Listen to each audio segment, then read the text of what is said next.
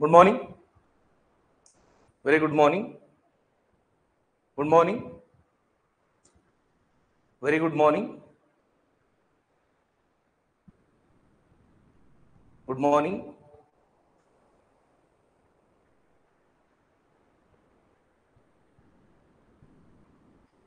Good morning. Okay, namaste. Namaste. Very good morning. Very good morning. Very good morning. Please one time sound clear idanu check ಮಾಡಿ. Very good morning. Very good morning.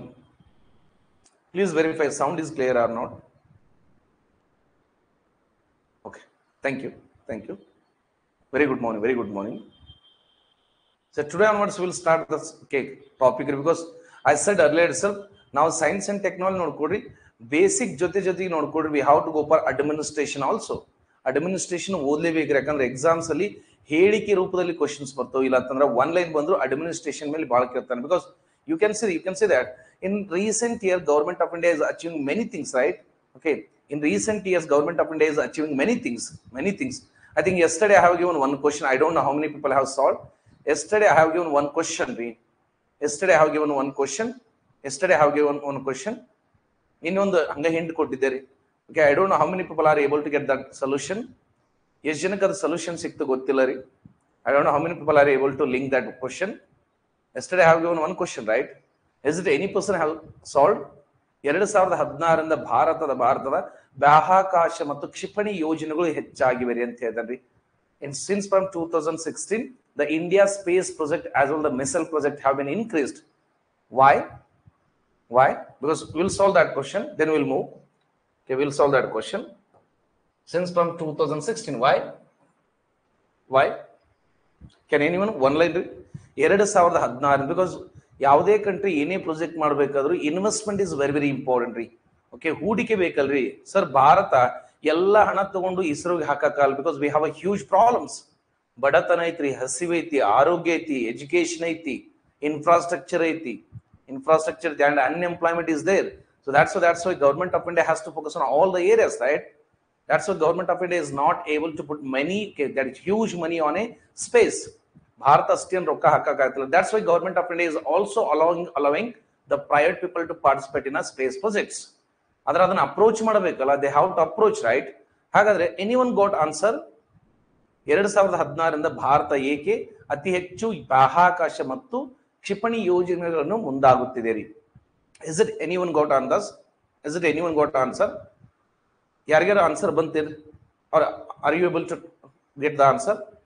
2016 the why government of India was able to get or start more space project as well as missile projects. ಸಿಕ್ಕಿಲ್ಲ ಅಂತಂದ್ರೆ just like ayatri. Okay, so please remember some because international ನೋಡ್ಕೊಡ್ರಿ because earlier Modi used to travel lots of the countries, right? Okay, Modi ji ಅವರು ಭಾಳ country travel ಮಾಡ್ತಿದ್ರಿ first tenure as a prime minister of India. Even I used to criticize before 2018 because 2018 ಗೆ ನಾ civil preparation ಬಂದಿದ್ರಿ. ಅದಕ್ಕಿಂತ ಮುಂಚೆ ನಾನು criticise ಮಾಡ್ತಿರಿ why he is traveling lots of the countries. But problem ಏನ್ ಗೊತ್ತ್ರಿ, ಇಂಡಿಯಾ ಕಡೆ ಪೊಟೆನ್ಷಿಯಲ್ ಇದೆ, ಇಂಡಿಯಾ ಕಡೆ ಮ್ಯಾನ್ ಪವರ್ ಇದೆ, but we are not having that much technology, we are not having that much cooperation. So that's why ಈ question ಗೆ answer ನೆನ್ಪಿಟ್ಕೊಡ್ರಿ. In 2016 government was able to get a membership of MTCR. ನೆನಪಿಟ್ಕೊಡ್ರಿ, ಒಂದು ಗುಂಪಿದೆ ರೀ, ಅಂತಾರಾಷ್ಟ್ರದಲ್ಲಿ ಒಂದು ಗುಂಪಿದೆ, ದಟ್ ಇಸ್ MTCR ಅಂತೇಳಿ. MTCR ಬಿಕಾಸ್ ಇಲ್ಲಿ ಏನಂತ ಗೊತ್ತ್ರಿ, group member can exchange space as well the missile related information among the group members. ಅಂದ್ರೆ ಈ ಗುಂಪಿನ ಸದಸ್ಯರು ಬಾಹ್ಯಾಕಾಶ ರಿಲೇಟೆಡ್ ಮತ್ತು ಕ್ಷಿಪಣಿ ರಿಲೇಟೆಡ್ ಮಾಹಿತಿಗಳನ್ನ ಎಕ್ಸ್ಚೇಂಜ್ ಮಾಡ್ಕೋಬಹುದು among the group members. That is MTCR, missile technology control regime. Please remember some. ಅಂತಾರಾಷ್ಟ್ರ ಮಟ್ಟದಲ್ಲಿ ಒಂದು ಗುಂಪಿದೆ ರೀ, ಇದ್ರ ಬಗ್ಗೆ ಮಾತ್ರ ಡೀಟೇಲ್ ಆಗಿ ನಾನು ಒಂದ್ ಸೈಡ್ ಹಾಕಿ ಬರೆಸ್ತೇನೆ ರೀ. ಲೈಕ್ MTCR ಅಂದ್ರೇನು, ಆಸ್ಟ್ರೇಲಿಯನ್ ಗ್ರೂಪ್ ಅಂದ್ರೇನು, ವ್ಯಾಸೆನಾರ್ ಅರೇಂಜ್ಮೆಂಟ್ಸ್ ಅಂದ್ರೇನು, ಮೂರು ಒಂದ್ ಸೈಡ್ ಹಾಕಿರ್ತಾನೆ. ಯಾವಾಗ ಸ್ಥಾಪನೆ ಆಯ್ತು? Because this group was started by G7 countries. ಈ ಗುಂಪ್ ಸ್ಟಾರ್ಟ್ ಮಾಡಿದ್ರು G7 ಗುಂಪ್ ಇದೆ ಅಲ್ರಿ, ಅವ್ರು ಸ್ಟಾರ್ಟ್ ಮಾಡಿದ್ರಿ. ಗ್ರೂಪ್ ಮೆಂಬರ್ಸ್ ಏನ್ ಹೇಳ್ತಾರೆ ಗೊತ್ತ್ರಿ, group member can exchange the space as well as missile related information and to control ಅಂದ್ರೆ ಅತಿ ಹೆಚ್ಚು ದೇಶಗಳನ್ನ ದುರುಪಯೋಗ ಮಾಡಬಹುದು ಅಂತೇಳಿ among the group member they are going to exchange the information. ಅದಕ್ಕೆ ಭಾರತ ಈ ಗುಂಪಿನ ಸದಸ್ಯತ್ವ ಪಡ್ಕೊಂಡಿದ್ದು 2016ರಲ್ಲಿ. Bharat become the member. The India become the member of MTCR in 2016. ಹಾಗಾಗಿ ಭಾರತಕ್ಕೆ ನೋಡ್ರಿ ಬ್ರಹ್ಮೋಸ್ ಕ್ಷಿಪಣಿ ಇದು ನಮ್ದಲ್ಲ ರೀ, ರಷ್ಯಾದ್ದು. When India became the member of MTCR, immediately Russia have given BrahMos design to India. Rafale fighter jet, it's a France one, right? Immediately France also gave Rafale fighter jet to India. Best example, Barak nuclear missile ಅಂತ PSI ಕೇಳಿದಾರೆ. ಕೆಳಗಿನ ಯಾವ ದೇಶದಿಂದ ಬರಾಕ್ 8 ಕ್ಷಿಪಣಿಯನ್ನು ನಾವು ಭಾರತ ತಯಾರು ಮಾಡಿದೆ ಅಂತ ಹೇಳಿ? That is Israel, right? USA recently have given, that is GF414 ಅಥವಾ MQ-9B drones. ಎಲ್ಲ ಯಾಕೆ ಕೊಡ್ತೀವಿ? When India become the member of MTCR. Sir ಅವ್ರಿಗೇನ್ ಲಾಭ? ನಾನು ಯಾವುದೇ ಒಂದು ಗುಂಪಿಗೆ ಸೇರ್ಬೇಕಾದ್ರೆ ಆ ಗುಂಪಿನ ಸದಸ್ಯರೊಂದಿಗೆ ನನಗೆ ಏನೋ ಲಾಭ ಇದೆ. That's why I am joining. Okay, why they will allow me to be a member of that group? ಆ ಗುಂಪಿನ ಸದಸ್ಯರು ನನ್ನ ಅಲೋ ಮಾಡ್ಬೇಕಂದ್ರ ನನ್ನ ಕಡೆಯಿಂದ ಅವ್ರಿಗೆ ಏನೋ ಬೇಕಾಗಿದೆ ಅಲ್ಲ. ಬಿಕಾಸ್ ಇಂಡಿಯಾದ ಪ್ರಪಂಚದಲ್ಲಿ ಅತಿ ಹೆಚ್ಚು ಯಶಸ್ವಿ ರಾಕೆಟ್ ಯಾರು ಗೊತ್ತ್ರಿ? That is PSLV. ಹೇಳ್ತೇನ್ರಿ, PSLV ಅಂದ್ರೆ ಏನು, ಅದು ಯಾವ ತರ ವರ್ಕ್ ಮಾಡಿದ್ರೆ? The world's most successful rocket, that is PSLV. Yavag India become the member of this group, these group members also started getting design of a PSLV. ಮತ್ತೇನ್ ಸಿಕ್ತ್ರಿ? ಪ್ರಪಂಚದಲ್ಲಿ ಅತಿ ಕಡಿಮೆ ಬೆಲೆಗೆ ನಾವು ಕ್ರಯೋಜೆನಿಕ್ ಎಂಜಿನ್ ನ ರೆಡಿ ಮಾಡಿದಿವ್ರಿ. ಐ ಥಿಂಕ್ ರಾಕೆಟರಿ ಮೂವಿ ಅಂತ ನೋಡಿರ್ಬೇಕ್ರಿ ನೀವು. ನಂಬಿ ನಾರಾಯಣದ ರಾಕೆಟರಿ ಮೂವಿ. ಆ ಮೂವಿದಲ್ಲಿ ಇದ್ರ ಬಗ್ಗೆ ಮೆನ್ಷನ್ ಮಾಡಿರಿ, MTCR ಗುಂಪಿನ ಬಗ್ಗೆ ಮೆನ್ಷನ್ ಮಾಡಿದ್ದಾರೆ. ಡೋಂಟ್ ವರಿ, ಈಗ ಏನು ಬರ್ಕೋಬೇಡ್ರಿ ಸರ್. ಕ್ರಯೋಜೆನಿಕ್ ಅಂದ್ರೇನು, PSLV ಅಂದ್ರೇನು, don't write anything sir. BrahMos missile ಅಂದ್ರೇನು, ಓಕೆ, MQ-9B ಡ್ರೋನ್ಸ್ ಅಂದ್ರೇನು, ಅವೆಲ್ಲ ಡಿಫೆನ್ಸ್ ಅಲ್ಲಿ ಮಾಡ್ತಾನೆ. ಡಿಫೆನ್ಸ್ ಅಲ್ಲಿ ಹೇಳ್ತೀನಿ. ರಾಕೆಟ್ ಬಗ್ಗೆ, ಇಂಜಿನ್ಸ್ ಬಗ್ಗೆ ಈ ಚಾಪ್ಟರ್ ಅಲ್ಲಿ ಡಿಸ್ಕಸ್ ಮಾಡ್ತಾರೆ. Don't write anything, just remember that India become the member of MTCR. That is missile technology control regime. Is it clear ನಾವು? ಅದಕ್ಕೆ ಯಾವಾಗೂ ಒಂದು ದೇಶದಲ್ಲಿ ಅಭಿವೃದ್ಧಿ ಆಗ್ತಿರ್ಬೇಕಾದ್ರೆ ಮೊದಲು ಯಾಕಾಗಿದ್ದಲ್ಲ ಈಗ ಯಾಕಾಗ್ತದೆ? Maybe India was not able to get some technology earlier ಅಂತ ಹೇಳ್ತಾರೆ. ಮೇ ಬಿ ನಮ್ ಕಡೆ ತಂತ್ರಜ್ಞಾನ ಇರಲಿಲ್ಲ. ಮೇ ಬಿ ಯಾವುದೋ ಗುಂಪಿಗೆ ಜಾಯ್ನ್ ಆಗಿರ್ಬೇಕು, ಅಥವಾ ಯಾವುದೋ ಕಂಟ್ರಿ ಜೊತೆ ನಾವು ವ್ಯಾಪಾರ, that is free trade agreement, ಈ ತರ ಏನೋ ಮಾಡ್ಕೊಂಡಿರ್ಬೇಕಂತ ಹೇಳ್ತಾರೆ. ಇಸ್ ಇಟ್ ಕ್ಲಿಯರ್ ನಾವು?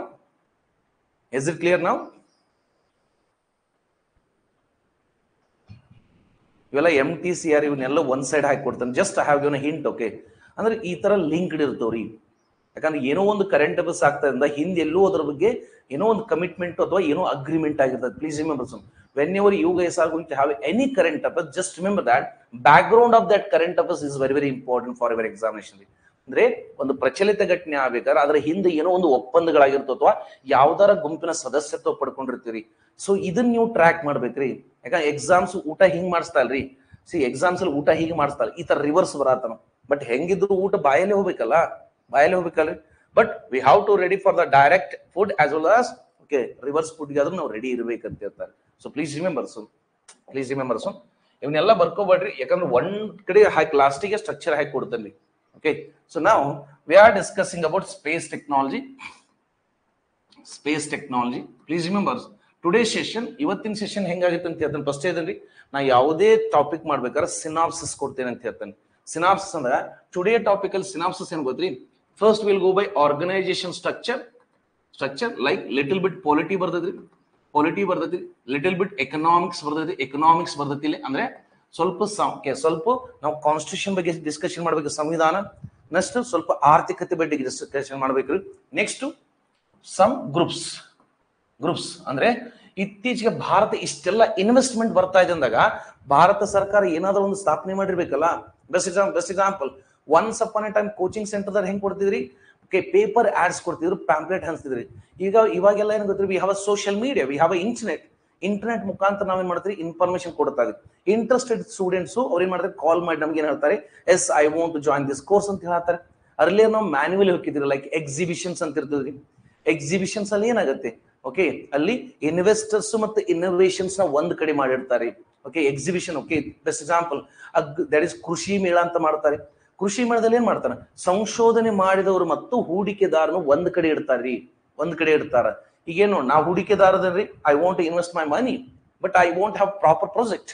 ಅಂದ್ರೆ ಒಂದು ಒಳ್ಳೆ ಪ್ರಾಜೆಕ್ಟ್ ಬೇಕಲ್ಲ ನನಗೆ, ಆ ಒಳ್ಳೆ ಪ್ರಾಜೆಕ್ಟ್ ನ ಡೆಮಾನ್ಸ್ಟ್ರೇಟ್ ಮಾಡಕ್ ಏನ್ ಮಾಡ್ತಾರೆ, ಒಂದು ಹಬ್ ಕ್ರಿಯೇಟ್ ಮಾಡ್ತಾರೆ, ಅದಕ್ಕೆ ಏನಂತಾರೆ ಎಕ್ಸಿಬಿಷನ್ಸ್ ಅಂತ ಹೇಳ್ತಾರೆ. Best example, last 2 years back ಮಾಡ್ರಿ ದುಬೈ ಎಕ್ಸ್ಪೋ ಅಂತ ಮಾಡಿದ್ರಿ, ದುಬೈ ಎಕ್ಸಿಬಿಷನ್ ಅಂತ ಮಾಡಿದ್ರಿ. ಅದೇ ಭಾರತ ಏನ್ ಮಾಡಿದ್ವಿ ಅಂದ್ರೆ ಡಿಫೆನ್ಸ್ ಎಕ್ಸ್ಪೋ ಅಂತ ಮಾಡಿದ್ರಿ. ಅಂದ್ರೆ ಎಲ್ಲಾ ಹೊಸ ಹೊಸ ಡಿಸೈನ್ ಡಿಫೆನ್ಸ್ ಇಕ್ವಿಪ್ಮೆಂಟ್ ನ ಅಲ್ಲಿ ಡಿಸೈನ್ ಇಡ್ತಾರ, ಹೂಡಿಕೆದಾರನ ಕರೀತಾರ. ಇಂಡಿಯಾ ಏನ್ ಮಾಡ್ತಿದ್ರಿ, what is the rule of India? India will say that ನೋಡಪ್ಪ ನಾನು ಡಿಸೈನ್ಸ್ ಮಾಡಿದಾರ, ಹೂಡಿಕೆದಾರ ಬೇಕಾದ್ರೆ ನೀವು ಇನ್ವೆಸ್ಟ್ ಆನ್ ದಿಸ್ ಪ್ರಾಜೆಕ್ಟ್, ನಾನ್ ಮಾಡ್ತೀನಿ ಬೇರೆ ದೇಶಕ್ಕೆ ಹೋಗಿ ನಾವು ಡೀಲ್ ತಗೊಂಡ್ಬರ್ತೀನಿ, ಏನಪ್ಪಾ ನಮ್ಮ ವಸ್ತುಗಳನ್ನ ನೀವು ತಗೋಬೇಕಂತೇಳಿ. But what exactly the investor has to do, ಅವೆಲ್ಲವನ್ನು ನಮ್ಮ ದೇಶದಲ್ಲೇ ಮ್ಯಾನುಫ್ಯಾಕ್ಚರ್ ಮಾಡ್ಬೇಕು ನೀವು. ಅದರಿಂದ ಏನಾಗತ್ರಿ, ಭಾರತದಲ್ಲಿ ಉದ್ಯೋಗ ಸೃಷ್ಟಿ ಆಗ್ತಾವ್ರಿ. ಉದ್ಯೋಗ ಸೃಷ್ಟಿ ಆದ್ರೆ we will get a salary ಬಂದ್ರೆ ಏನಾಗತ್ರಿ, ಅವರು ಎಕ್ಸ್ಪೆಂಡಿಚರ್ ಮಾಡಕ್ ಸ್ಟಾರ್ಟ್ ಮಾಡಿ, ಎಕ್ಸ್ಪೆಂಡಿಚರ್ ಮಾಡಿದ್ರೆ ಏನಾಗ್ರಿ, ಬೇರೆ ಬೇರೆ ಕ್ಷೇತ್ರದಲ್ಲಿ ಉದ್ಯೋಗ ಸೃಷ್ಟಿ ಆಗ್ತಾವ್ರಿ. Because just recall my I think GK class, ಒಂದು ಉದ್ಯೋಗ ಸೃಷ್ಟಿ ಆಗೋದ್ರಿಂದ ಬೇರೆ ಬೇರೆ ಉದ್ಯೋಗಗಳು ಸೃಷ್ಟಿ ಆಗ್ತವೆ ಅಂತ ಹೇಳಿದ್ದಾರೆ ನಾ. Because creation of one job will lead to creation of multiple job, because the investment as well the interest is very very important. Because ಈ ಸೆಷನ್ ನೋಡ್ಕೊಳ್ಳಿ, ಆರ್ಗನೈಸೇಷನ್ ಸ್ಟ್ರಕ್ಚರ್ ಬಂದಾಗ ಪಾಲಿಟಿ, ಎಕನಾಮಿಕ್ಸ್, ಸ್ವಲ್ಪ ಗ್ರೂಪ್ಸ್ ಬಗ್ಗೆ ಡಿಸ್ಕಷನ್ ಮಾಡ್ತಾನೆ. Next current affairs ಇದೆ ಇಲ್ಲಿ, ಇದರಲ್ಲಿ current affairs ಇದೆ ರೀ. ನೆಕ್ಸ್ಟ್ ಏನ್ ಮಾಡ್ತಾನೆ ನಾವು basics. I think today sessions ಇಲ್ಲಿ ತನ ಆಗ್ಬೋದು ಅಂತ ನನ್ನ ಎಕ್ಸ್ಪೆಕ್ಟೇಷನ್ ಐತ್ರಿ. Expectation, let's see what will happen. Because exams ಅಲ್ಲಿ ನಮಗೆ ಸೈಂಟಿಸ್ಟ್ ಆಗಂತ ಕೇಳಾಗ್ತಲ್ಲ, ಏನ್ ನಡೀತಾ ಇದೆ, ಅದು ಯಾಕೆ ನಡೀತಾ ಇದೆ, is it needed for your examination as well as country development ಅಂತ ಕೇಳ್ತಾನೆ. ಸೊ ಹೀಗಾಗಿ ಭಾರತದಲ್ಲಿ ಸ್ಪೇಸ್ ಹೆಡ್ ಇರ್ತಾರೆ. ಹೂ is the space head? Because we know that ನಮ್ಮ ದೇಶದಲ್ಲಿ ಹೇಗಿದೆ ರೀ, what is the structure of India? What is the structure of India means government ಹೇಗಿದೆ ನಮ್ಮಲ್ಲಿ, ಸರ್ಕಾರ ಹೇಗಿದೆ. Can anyone say that how exactly we have a government? ಸರ್ಕಾರ ಹೇಗಿದೆ ರೀ? ಸ್ಪೇಸ್ ಟೆಕ್ನಾಲಜಿ ಅಂತ ಯಾರೋ ರೆಸ್ಪಾನ್ಸಿಬಲ್ ಪರ್ಸನ್ ಇರಬೇಕಲ್ಲ ಸರ್, ರೆಸ್ಪಾನ್ಸಿಬಲ್ ಪರ್ಸನ್ ಇರಲೇಬೇಕಲ್ಲ. How exactly we have a government ಹೇಗಿದೆ ಗೊತ್ತಿರ ನಮ್ಮಲ್ಲಿ? ದಟ್ ಈಸ್ ಶಾಸಕಾಂಗ ಮತ್ತು ಕಾರ್ಯಾಂಗ ರೀ. Don't worry about the spelling ಬಗ್ಗೆ ತಲೆ ಕೆಡಿಸ್ಕೋಬೇಡ್ರಿ. ಅಂದ್ರೆ ನಮ್ಮಲ್ಲಿ ಏನ್ ಗೊತ್ತ್ರಿ, legislative and executive has to work together ಅಂತ ಹೇಳಿದ್ರೆ ನಮ್ಮಲ್ಲಿ ಹೆಂಗಿದೆ ಗೊತ್ತ್ರಿ, ಶಾಸಕಾಂಗ ಕಾರ್ಯಾಂಗ ಕೆಲಸ ಮಾಡ್ಬೇಕ್ರಿ. ಶಾಸಕಾಂಗ ಅಂದ್ರೆ ಜನರು ಚುನಾಯಿತ ಸದಸ್ಯರಿರ್ತಾರೆ, ಕಾರ್ಯಾಂಗದಲ್ಲಿ ಯಾರು ಇರ್ತಾರೆ, experts like a government employees ಇರ್ತಾರೆ. See I don't know anything about the education. ನನಗೆ 1ನೇ ಕ್ಲಾಸ್ ಓದಿಲ್ಲ ರೀ. I can be prime minister of India, I can be education minister. ನನಗೆ 1ನೇ ಕ್ಲಾಸ್ ಓದಿಲ್ಲ ಅಂದ್ರೆ ನಾ ಶಿಕ್ಷಣ ಸಚಿವ ಆಗ್ಬೋದಾ? Is it I can be education minister if I don't have any proper education? Is it? Yes or? ನಾನು ಏನು ಕಲ್ತಿಲ್ಲ ಆದ್ರೂ ನಾನು ಒಬ್ಬ ಶಿಕ್ಷಣ ಸಚಿವ ಆಗ್ಬೋದೇನ್ರಿ ಭಾರತದಲ್ಲಿ? Is it? Obvious right, because ನೋಡಿಲಿ, ನನಗೆ ನಾಲೆಜ್ ಇಲ್ಲ. I don't have a knowledge but I have a leadership quality ರೀ. ಅಂದ್ರೆ ನನಗ ನಾಲೆಜ್ ಇಲ್ಲ, I don't have a knowledge but I can convince the people because people have elected me, right? ನನ್ನ ಕಡೆ knowledge ಇಲ್ಲ, ನಾ ಶಿಕ್ಷಣ ಸಚಿವ ಆಗ್ತೀನಿ ಯಾಕಂದ್ರೆ ಜನ ನನ್ನ ಆಯ್ಕೆ ಮಾಡಿದ್ರು. But I can convince the people, ನಾ ಜನ ಏನ್ ಮಾಡ್ರಿ ಸಮಾಧಾನ ಮಾಡ್ಬೋದು, ಅವ್ರಿಗೆ ತಿಳಿಸಿ ಹೇಳ್ಬೋದು. ಬಟ್ ನನಗೆ ಹೆಲ್ಪ್ ಮಾಡಕ್ ಯಾರು ಇಟ್ಟಾರಿ? ನನಗೆ ಹೆಲ್ಪ್ ಮಾಡಕ್ಕೆ ಇರೋದಲ್ರಿ, ದಟ್ ಈಸ್ ಗವರ್ಮೆಂಟ್ ಎಂಪ್ಲಾಯ್ಸು. ನಿಮ್ ಕಡೆ ನಾಲೆಜ್ ಇದೆ, ನನಗೆ ಹೆಲ್ಪ್ ಮಾಡಂದ್ರೆ ನನಗೆ ಗೈಡ್ ಮಾಡ್ರಿ ಏನ್ ಮಾಡ್ಬೇಕಂತ. ನಾನು ಸರ್ಕಾರದಿಂದ ಅದನ್ನ ಪ್ರಸ್ತಾವನೆ ತಗೊಂಡ್ಬಂದು I will bring the project. Again project implement ಮಾಡ್ರಿ ಯಾರು? That is executive, right? That's Y in India the real power vested in executives ಅಂತ ಹೇಳ್ತಾರೆ. ಭಾರತದಲ್ಲಿ ನೋಡ್ಕೊಡ್ರಿ, ಒಂದು ಯೋಜನೆಯನ್ನು ತಯಾರು ಮಾಡೋದು ಗವರ್ಮೆಂಟ್ ಎಂಪ್ಲಾಯ್ಸ್ ರೀ, ಅದನ್ನ ಜನರಿಗೆ ನೇರವಾಗಿ ತಲುಪಿಸೋದು ಕೂಡ ಗವರ್ಮೆಂಟ್ ಎಂಪ್ಲಾಯ್ ರೀ. Please remember this. I mean, in India, the real policy makers are government employees and real implementers of that scheme is government employees. So, ಹೀಗಾಗಿ ನಮ್ಮಲ್ಲಿ ಸರ್ಕಾರ ಆಗಿದ್ದೀರಿ, ಶಾಸಕಾಂಗ ಕಾರ್ಯಾಂಗ ಒಂದಾಗಿದೆ ಅಂತ ಹೇಳ್ತಾರೆ. In the same manner, ಇಂಡಿಯಾದಲ್ಲಿ ಸ್ಪೇಸ್ ಅಂತ ಬಂದಾಗ space is headed by prime minister of India. ನಮ್ಮ ಸ್ಪೇಸ್ ಯಾರ ಅಧಿಕಾರಿ? ಮುಖ್ಯ ಮಿನಿಸ್ಟರ್ ಇರ್ತಾರೆ. Who is the head of Indian space? That is Prime Minister of India ರೀ. ನಮ್ಮ ದೇಶದ ಬಾಹ್ಯಾಕಾಶದ ಮಂತ್ರಿಗಳು ಯಾರು ಇರ್ತಾರೆ ಗೊತ್ತ್ರಿ? ಪ್ರಧಾನ ಮಂತ್ರಿ ಇರ್ತಾರೆ. ಪ್ಲೀಸ್ ರಿಮೆಂಬರ್, ಎಕ್ಸಾಮ್ಸ್ ಅಲ್ಲಿ ಕೇಳಿದಾರಿ, ಪ್ರಧಾನ ಮಂತ್ರಿ is going to be head of the Indian space technology ಅಂತ ಹೇಳ್ತಾರೆ. ಅಂದ್ರೆ ಭಾರತದ ಬಾಹ್ಯಾಕಾಶ ತಂತ್ರದ ಮುಖ್ಯಸ್ಥರ ಇರ್ತಾರೆ Pradhan Mantri. Where they have side? Because article 74 says that ನಮ್ಮ ಸಂಸತ್ತಿಗೆ ಒಬ್ಬ ಪ್ರಧಾನ ಮಂತ್ರಿ ಇರಬೇಕು, ಅವರಿಗೆ ಹೆಲ್ಪ್ ಮಾಡಲು ಸಚಿವರು ಇರಬೇಕಂತ ಬರ್ದಾರಿ. Article 74 ಅಂತ ಗೊತ್ತ್ರಿ? The parliament should have a representative of a people, that is Prime Minister of India, in order to help the prime minister he can go for the council of minister. ಅಂದ್ರೆ ನಮ್ಮ ದೇಶದ ಸಂಸತ್ತಿಗೆ ಒಬ್ಬ ಪ್ರಧಾನಮಂತ್ರಿ ಇರ್ಬೇಕು. ಯಾಕಂದ್ರೆ prime minister is the head of the government. Please remembers, ಅಂದ್ರೆ ಸರ್ಕಾರದ ಮುಖ್ಯಸ್ಥ ಯಾರ್ರಿ? ಹೆಡ್ ಆಫ್ ದಿ ಗವರ್ಮೆಂಟ್ ರೀ. ಅದ್ರಲ್ಲಿ ಬಹಳ ಸಲ ಒನ್ ಲೈನ್ ಕೇಳ್ತಾನ್ರಿ. ಎಕ್ಸಿಕ್ಯೂಟಿವ್ ಹೆಡ್ ಅಂದ್ರೆ ರಾಷ್ಟ್ರಪತಿಗಳು ಇರ್ತಾರೆ, ಅದೇ ಸರ್ಕಾರದ ಹೆಡ್ ಅಂದರೆ ಪ್ರಧಾನಮಂತ್ರಿಗಳು ಇರ್ತಾರೆ. Then what is the difference? What is the difference? Because executive ಅಂದ್ರೆ ನಾವೇನು ಗವರ್ಮೆಂಟ್ ಎಂಪ್ಲಾಯ್ ಅಪಾಯಿಂಟ್ ಮಾಡ್ತಾರಲ್ಲ, ಅವ್ರನ್ನೆಲ್ಲ ಅಪಾಯಿಂಟ್ ಮಾಡೋದೇನು ಗೊತ್ತಿಲ್ಲ, ರಾಷ್ಟ್ರಪತಿ. Because he is the king of our country. Already ನಾ ಹೇಳಿದೇನ್ರಿ, ಪೂರ್ಣ ಸ್ವರಾಜ್ಯ ಅಂದರೆ ಏನು ಅಂತ ಆಲ್ರೆಡಿ ಹ್ಯಾವ್ ಡಿಸ್ಕಸ್. ಮೀನ್ಸ್ ಯಾವ ದೇಶಕ್ಕೆ ಪ್ರಜಾಪ್ರಭುತ್ವ ಮತ್ತು ಗಣರಾಜ್ಯ ಸ್ಟೇಟಸ್ ಇರ್ತದೆ, they are called as complete independent country, that is ಪೂರ್ಣ ಸ್ವರಾಜ್ಯ ರೀ. ಅಂದ್ರೆ ನಮ್ಮ ದೇಶದಲ್ಲಿ ಪ್ರಜಾಪ್ರಭುತ್ವ ನೋಡ್ರಿ, ನಾವೇ ಆಯ್ಕೆ ಮಾಡ್ತೀವಿ. ಬಿಕಾಸ್ ಇವ್ರನ್ನ ಆಯ್ಕೆ ಮಾಡ್ರಿ ಯಾರು? ನಾವೇ ಅಲ್ಲ ರೀ. ಇವ್ರನ್ನ ಆಯ್ಕೆ ಮಾಡ್ರಿ ಯಾರು? ರಾಷ್ಟ್ರಪತಿಗಳ. ಇದು ಪ್ರಜಾಪ್ರಭುತ್ವ ರೀ, ಇದು ಗಣರಾಜ್ಯ ರೀ. ಅದು ಪ್ರಜಾಪ್ರಭುತ್ವ, ಇದು ಗಣರಾಜ್ಯ ರೀ. ದಾಟ್ಸ್ ವೈ ಸರ್ಕಾರದ ಮುಖ್ಯಸ್ಥ ಅಂತ ಬಂದರೆ ಪ್ರಧಾನಮಂತ್ರಿ ಹಾಕಿರಿ, ಅದೇ ಕಾರ್ಯಾಂಗದ ಮುಖ್ಯಸ್ಥ ಅಂದ್ರೆ ರಾಷ್ಟ್ರಪತಿ ಅಂತ ಹಾಕ್ರಿ, ರಾಷ್ಟ್ರಪತಿ ರೀ. ಸೊ ದಾಟ್ಸ್ ವೈ ಅಲ್ರಿ, ಇವ್ರಿಗೆ ಕೌನ್ಸಿಲ್ ಆಫ್ ಮಿನಿಸ್ಟರ್ಗೆ ಮತ್ತು ಪ್ರಧಾನಮಂತ್ರಿಗೆ ಸ್ಯಾಲ್ರಿ ಜಾಸ್ತಿ ಕೊಡ್ಬೇಕಲ್ಲ, ಸ್ಯಾಲ್ರಿ ಜಾಸ್ತಿ ಕೊಡ್ಬೇಕು ಮತ್ತು ಅಲವೆನ್ಸ್ ಜಾಸ್ತಿ ಕೊಡ್ಬೇಕಲ್ರಿ. ಅವ್ರಿಗೆ ಜಾಸ್ತಿ ಅಲವೆನ್ಸ್ ಇರ್ತೈತಿ ಮತ್ತು ಸ್ಯಾಲ್ರಿ ಮತ್ತು ಪ್ರಿವಿಲೇಜ್ ಇರ್ತೈತ್ರಿ. ಅಂದ್ರೆ ಜಾಸ್ತಿ ಅವ್ರಿಗೆ ಪಗಾರ ಕೊಡ್ಬೇಕಂತ ಹೇಳ್ತಾರೆ. ಪಗಾರ ಕೊಡ್ಬೇಕಂತ ಎಲ್ಲಿಂದ ಕೊಡ್ತಾರೆ ಪಗಾರ ಇವ್ರಿಗೆ? ದಟ್ ಇಸ್ 266, ಅಂದ್ರೆ ಭಾರತದ ಸಂಚಿತ ನಿಧಿಯಿಂದ ಕೊಡ್ತಾರೆ. ಎಷ್ಟೋ ಸಲ ಕೇಳನ್ರಿ, who is the head of the public money? That is president of India, right? ಯಾಕಂದ್ರೆ ನಾವು ರಾಜನ ಹೆಸರಲ್ಲಿ ತೆರಿಗೆ ಕಟ್ತಾ ಇದೀರಿ. ಸಿ ಸರ್, ಟೆಕ್ನಾಲಜಿಗೆ ಇದಕ್ಕೆ ಏನ್ ಸಂಬಂಧ ಅಂತ ನೀವು ಅನ್ಕೊಂಡಿರಿ? ಫಸ್ಟ್ ನಾವು ಅಡ್ಮಿನಿಸ್ಟ್ರೇಷನ್ ತಗೊಂಡು ಹೋಗಲೇಬೇಕ್ರಿ. ಬಟ್ ಎಲ್ಲರನ್ನು ರಾಷ್ಟ್ರಪತಿ, ಎಲ್ಲರನ್ನು ಸಚಿವರು ಮಾಡಿದ್ರ ಮತ್ತೆ ಲಾಭವೇನು?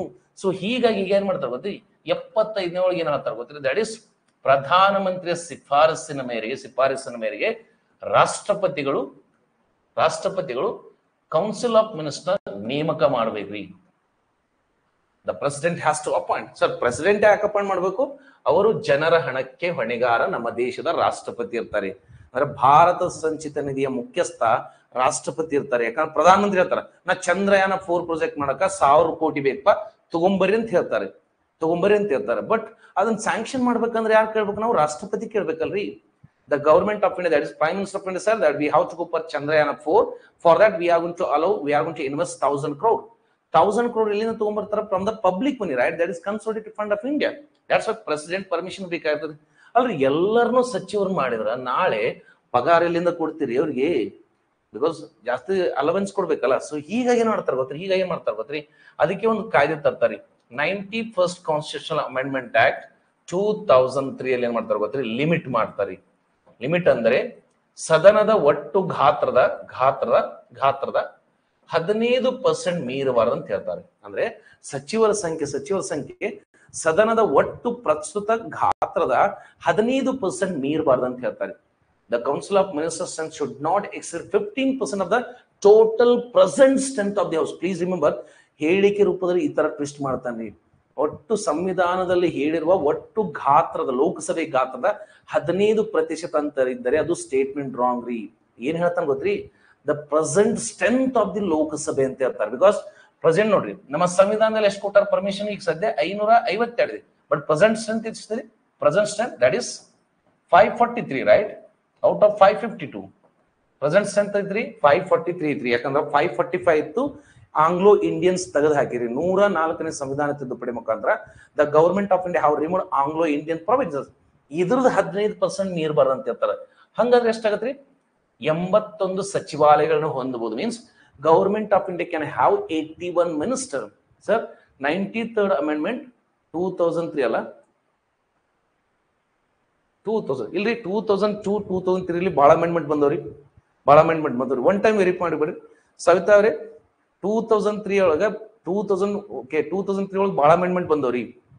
2003 ಬಹಳ ಅಮೆಂಡ್ಮೆಂಟ್ ಬಂದವ್ರಿ. ಒನ್ ಟೈಮ್ ವೆರಿಫೈ ಮಾಡ್ಕೊಡ್ರಿ. ಅಂದ್ರೆ ಸದನದ ಒಟ್ಟು ಗಾತ್ರದ 15%, 81 ಸಚಿವಾಲಯ ಹೊಂದಬಹುದು. ಆದ್ರೆ ಪ್ರಸ್ತುತ ಎಷ್ಟದ ರೀ?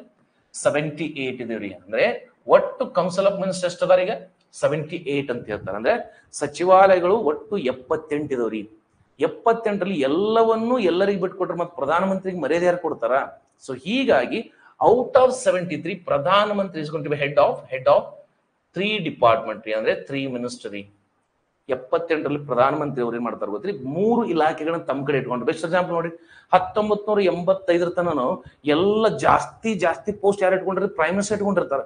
ಯಾವಾಗ ಭೂಪಾಲ್ ಗ್ಯಾಸ್ ಟ್ರಾಜಿಡಿ ಆಗುತ್ತಲ್ಲ ಅವಾಗ ಪರಿಸರ ಸಚಿವಾಲಯವನ್ನು ಸೃಷ್ಟಿ ಮಾಡ್ತಾರ್ರಿ 1985. ಅಲ್ಲಿ ತನ ಪರಿಸರ ಸಚಿವಾಲಯ ಇರಂಗಿಲ್ರಿ. ಈಗ ನೋಡಿ Jal, that is ministry of Jal Shakti ಅಂತ ಮಾಡ್ಯಾರ. HRD ನ ಸಚಿವಾಲಯವನ್ನು ಶಿಕ್ಷಣ ಸಚಿವಾಲಯ ಅಂತ ಮರುನಾಮಕರಣ ಮಾಡ್ಯಾರ. ನಥಿಂಗ್ ಬಟ್ ಏನು ಗೊತ್ತ್ರಿ, ನೋಡು ನೀನು 81 ತನ ಎಷ್ಟರ ಮಾಡ್ಕೊ, ಬೇಕಾದ್ರೆ ನೀನು ಹಳೇದ್ ತೆಗೆದಾಕಿ ಹೊಸದರ ಮಾಡ್ಕೋ, ಹೊಸದ್ ಬೇಕಾದ್ರೆ ಇನ್ನೊಂದು 4 ಮಾಡ್ಕೋ, ಆದ್ರೆ it should not exceed 81. Out of 81 presently ಎಷ್ಟೈತಿ, 78 ಇದೆ ರೀ. ಆ 78ರಲ್ಲಿ ಪ್ರಧಾನಮಂತ್ರಿ ಕಡೆನೂ 3 ಇರ್ತವ್ರಿ. ಪ್ರಧಾನಮಂತ್ರಿ ಆ 3ರಲ್ಲಿ ಒಂದ್ ಯಾರು ಗೊತ್ತ್ರಿ, that is space. Out of 3 ಪ್ರಧಾನಮಂತ್ರಿ ಏನಿದ್ರಿ, ಸ್ಪೇಸ್ ಹೆಡ್ ಇರ್ತಾರೆ. ನೆಕ್ಸ್ಟ್ ಅಟೋಮಿಕ್ ಎನರ್ಜಿ ಮತ್ತೆ ಬರ್ಸ್ತಾರೆ, ನ್ಯೂಕ್ಲಿಯರ್ ಅಟೋಮಿಕ್ ಎನರ್ಜಿ ಹೆಡ್ ಇರ್ತಾರ. ನೆಕ್ಸ್ಟ್ ಏನ್ ಗೊತ್ತ್ರಿ, that is public grievances and pensions, ಅಂದ್ರೆ ಸಾರ್ವಜನಿಕ ಕುಂದುಕೊರತೆ ಮತ್ತು ಪಿಂಚಣಿ ಇಲಾಖೆಯ ಮುಖ್ಯಸ್ಥರು ಯಾರು ಇರ್ತಾರೆ, ಪ್ರಧಾನಮಂತ್ರಿ. ಸಾರ್ವಜನಿಕ ಅಂದ್ರೆ ವೈಯಕ್ತಿಕ ಸಾರ್ವಜನಿಕ ಕುಂದುಕೊರತೆ ಮತ್ತು ಪಿಂಚಣಿ ಇಲಾಖೆಯ ಮುಖ್ಯಸ್ಥರು ಯಾರು ಇರ್ತಾರೆ, ಪ್ರಧಾನಮಂತ್ರಿ. ಅದಕ್ಕೆ ಭಾರತದಲ್ಲಿ ಎಲ್ಲ ಯೋಜನೆಗಳು ಪ್ರೈಮ್ ಮಿನಿಸ್ಟರ್ ಅಂತ ಸ್ಟಾರ್ಟ್ ಆಗುತ್ತೆ. ಪ್ರಧಾನಮಂತ್ರಿ ವಿಶ್ವಕರ್ಮ ಯೋಜನೆ, ಪ್ರಧಾನಮಂತ್ರಿ ಮತ್ಸ್ಯ ಸಂಪಾದನೆ ಯೋಜನೆ, ಪ್ರಧಾನಮಂತ್ರಿ ಮಾತೃಪೂರ್ಣ ಯೋಜನೆ, ಪ್ರಧಾನಮಂತ್ರಿ ಮಾತೃ ವಂದನ ಯೋಜನೆ. ಅಂದ್ರೆ ಏನ್ ಗೊತ್ತ್ರಿ, ನಥಿಂಗ್ ಮಾಡಿ ಪ್ರಧಾನಮಂತ್ರಿ ಕುಸುಮ ಯೋಜನೆ ಅಂತ ಬಂದದ್ರಿ ರೀಸೆಂಟ್ಲಿ. ನಥಿಂಗ್ ಮಾಡಿ ಏನ್ ಗೊತ್ತ್ರಿ, ಜನರ ಉದ್ಧಾರಕ್ಕಾಗಿ ಏನೇ ಯೋಜನೆ ಮಾಡ್ಬೇಕು ನೋಡಿ, ಏನಂತ್ರಿ ಪಬ್ಲಿಕ್ ಗ್ರಿವರೆನ್ಸ್, ವೈಯಕ್ತಿಕ ಸಾರ್ವಜನಿಕ ಕುಂದುಕೊರತೆ ಮತ್ತು ಪಿಂಚಣಿ. ಅದಕ್ಕೆ ನಾವೇನ್ ಮಾಡ್ತೀರಿ, okay that is what call seventh pay ಇವನ್ನೆಲ್ಲ ಯಾರನ್ನ ಕೇಳ್ತೀವಿ, ಪ್ರಧಾನಮಂತ್ರಿನ ಕೇಳ್ತೀವಿ. ಯಾಕಂದ್ರೆ ಅವರೇ ಹೇಳಿರ್ತಾರೆ ಎಲ್ಲ ಸ್ಕೀಮ್. ಯಾವುದೇ ಸಚಿವಾಲಯ ತಂದ್ರು ಪ್ರಧಾನಮಂತ್ರಿ ಹೆಸರು ಹೇಳ್ತಾರೆ. If that is concern with public grievances, ಅಂದ್ರೆ ಜನರ ಕುಂದುಕೊರತೆಗೆ ಏನಾದ್ರೂ ಅದ್ರ ಯೋಜನೆ ಇದ್ರೆ ಪ್ರಧಾನಮಂತ್ರಿ ಹೆಸರಿನ ಸ್ಟಾರ್ಟ್ ಬೇಕು ಅವ್ರೇ.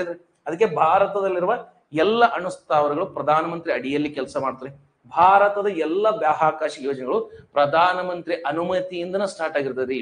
ಅದಕ್ಕೆ ಅಲ್ರಿ ಇಸ್ರೋ ಏನೇ ಲಾಂಚ್ ಮಾಡ್ಬೇಕಾದ್ರು the prime minister of India is going to be in ಶ್ರೀಹರಿಕೋಟದಲ್ಲಿ ಇರ್ತಾರೆ. ಇಫ್ ಹಿ ವಾಸ್ ಬಿಜಿ ಅಂದಾಗ ಒಬ್ಬನ ಅಪಾಯಿಂಟ್ ಮಾಡಿದ್ರೆ ಕಳ್ಸಿರ್ತಾರೆ. ಪ್ರಧಾನಮಂತ್ರಿ ಅವರು ಏನಾದ್ರು ಬಿಜಿ ಇದ್ರೆ ಯಾರನ್ನಾರು ಅಪಾಯಿಂಟ್ ಮಾಡಿ ಕಳ್ಸಿದ್ರಿ. ಐ ಥಿಂಕ್ ಮಿಷನ್ ಮಂಗಲ್ ಅಂತ ಪಿಕ್ಚರ್ ನೋಡ್ರಿ ಅನ್ಕೊಂತಾನೆ. Have seen mission Mangal, that is Mangalyaan 1 ಆಗಿತ್ತಲ್ಲ. Have seen mission Mangal picture ನೋಡ್ರಿ ಅಲ್ರಿ, ಅಕ್ಷಯ್ ಕುಮಾರ್ ಮಾಡಿದ್ನಲ್ರಿ mission Mangal. Have seen mission Mangal ನೋಡಿರಿ ಅನ್ಕೊಂತಾನೆ. ನೋಡಿಲ್ಲ ಅಂತ ಈಗ ಒನ್ ಟೈಮ್ ನೋಡ್ಕೊಡ್ರಿ. ಅಯ್ಯತ್ತವ್ರು ಒನ್ ಟೈಮ್ ಸುಮ್ಮನೆ ನೋಡ್ಕೊಡ್ರಿ. ಅಲ್ಲಿ ಸಾಂಗಿಂಗ್ ಎಲ್ಲ ಫಾರ್ವರ್ಡ್ ಮಾಡ್ರಿ, ಜೋಕ್ಸ್ ಎಲ್ಲ ಫಾರ್ವರ್ಡ್ ಮಾಡ್ರಿ. ನಮಗ್ ಕಂಟೆಂಟ್ ಬೇಕಲ್ಲ, ಕಂಟೆಂಟ್ ಅಷ್ಟೇ ಬೇಕಲ್ರಿ. ಸೊ ಪ್ಲೀಸ್ ರಿಮೆಂಬರ್, ಆ ಮಿಷನ್ ಮಂಗಲಲ್ಲಿ ಯಾರು ಬಂದಿರ್ತಾರೆ, ಫಸ್ಟ್ಗೆ ಪ್ರಧಾನಮಂತ್ರಿ ಆಫೀಸ್ ಇಂದ ಬೆಂಗಳೂರಿಗೆ ಬಂದಿರ್ತಾರೆ. ಯಾಕಂದ್ರೆ ಇಸ್ರೋ ಹೆಡ್ ಕ್ವಾರ್ಟರ್ ಬೆಂಗಳೂರಲ್ಲಿ ಇದೆ. ಅವಾಗ ಏನ್ ಹೇಳ್ತಾರ, ಪ್ರಧಾನಮಂತ್ರಿ ಅವರು ನಿಮ್ಮ ಪ್ರಾಜೆಕ್ಟ್ ಮೇಲೆ ಅಷ್ಟೇ ಹ್ಯಾಪಿ ಇಲ್ಲ. ಯಾಕಂದ್ರೆ ಅಮೆರಿಕ ಮತ್ತು ರಷ್ಯಾ ಅಂತ ದೇಶಗಳೇ ಮೊದಲ ಪ್ರಯತ್ನದಲ್ಲಿ ಮಂಗಳನ ಕಕ್ಷೆ ತಲುಪಿಲ್ಲ. Why you guys are wasting a money. ಅವಾಗ ಏನ್ ಹೇಳ್ತಾರೆ ಸೈಂಟಿಸ್ಟ್, ಕನ್ವಿನ್ಸ್ ಮಾಡ್ತಾರೆ, ಇಲ್ಲ sir we have sure that we are going to achieve mile stone.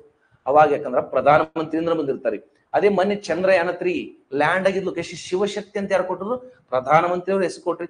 Tiranga Chandrayaan 2 ಅದಕ್ಕೆ ಹೆಸರು ಯಾರು ಕೊಟ್ರಿ, ಪ್ರಧಾನಮಂತ್ರಿ ಅವ್ರು ಕೊಟ್ರಿ. ಮೊನ್ನೆ ನೋಡ್ರಿ ಭಾರತದ ರೀಯೂಸಬಲ್ ರಾಕೆಟ್, ಅದಕ್ಕೆ ಪುಷ್ಪಕ್ ಅಂತ ಹೆಸರು ಯಾರು ಕೊಟ್ರಿ, ಪ್ರಧಾನಮಂತ್ರಿಗಳು ಕೊಟ್ರಿ. ಯಾಕಂದ್ರೆ ಪ್ರಧಾನಮಂತ್ರಿಯೇ ಭಾರತದ ಬಾಹ್ಯಾಕಾಶದ ಮುಖ್ಯಸ್ಥ. ದಾಟ್ಸ್ ವೈ ಇಸ್ರೋ ಏನೇ ಮಾಡ್ಬೇಕಂದ್ರೆ they have to take the permission of ಪ್ರಧಾನಮಂತ್ರಿ. ಅದೇ ಟೈಪ್ ರೀ DRDO ಏನೇ ಮಾಡ್ಬೇಕಂದ್ರೆ ಯಾರು ಕೇಳ್ತಾರ, ರಾಜನಾಥ್ ಸಿಂಗ್ ಅವ್ರು ಕೇಳ್ತಾರೆ. Because he is the minister of defence.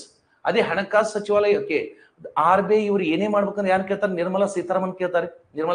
ರಾಷ್ಟ್ರೀಯ ಹೆದ್ದಾರಿ ಪ್ರಾಧಿಕಾರ ಹೈವೇ ಏನೇ ಮಾಡ್ಬೇಕಂದ್ರೆ ಯಾರು ಕೇಳ್ತಾರೆ, ನಿತಿನ್ ಗಡ್ಕರಿ ಅವ್ರು ಕೇಳ್ತಾರೆ. Because he is the responsible minister. Railway ಏನ್ ಮಾಡ್ಬೇಕಾದ್ರೆ ಏನ್ ಮಾಡ್ತಾರೆ, ಅಶ್ವಿನಿ ವೈಷ್ಣವ್ ಕೇಳ್ತಾರೆ. Because he is the minister of railway.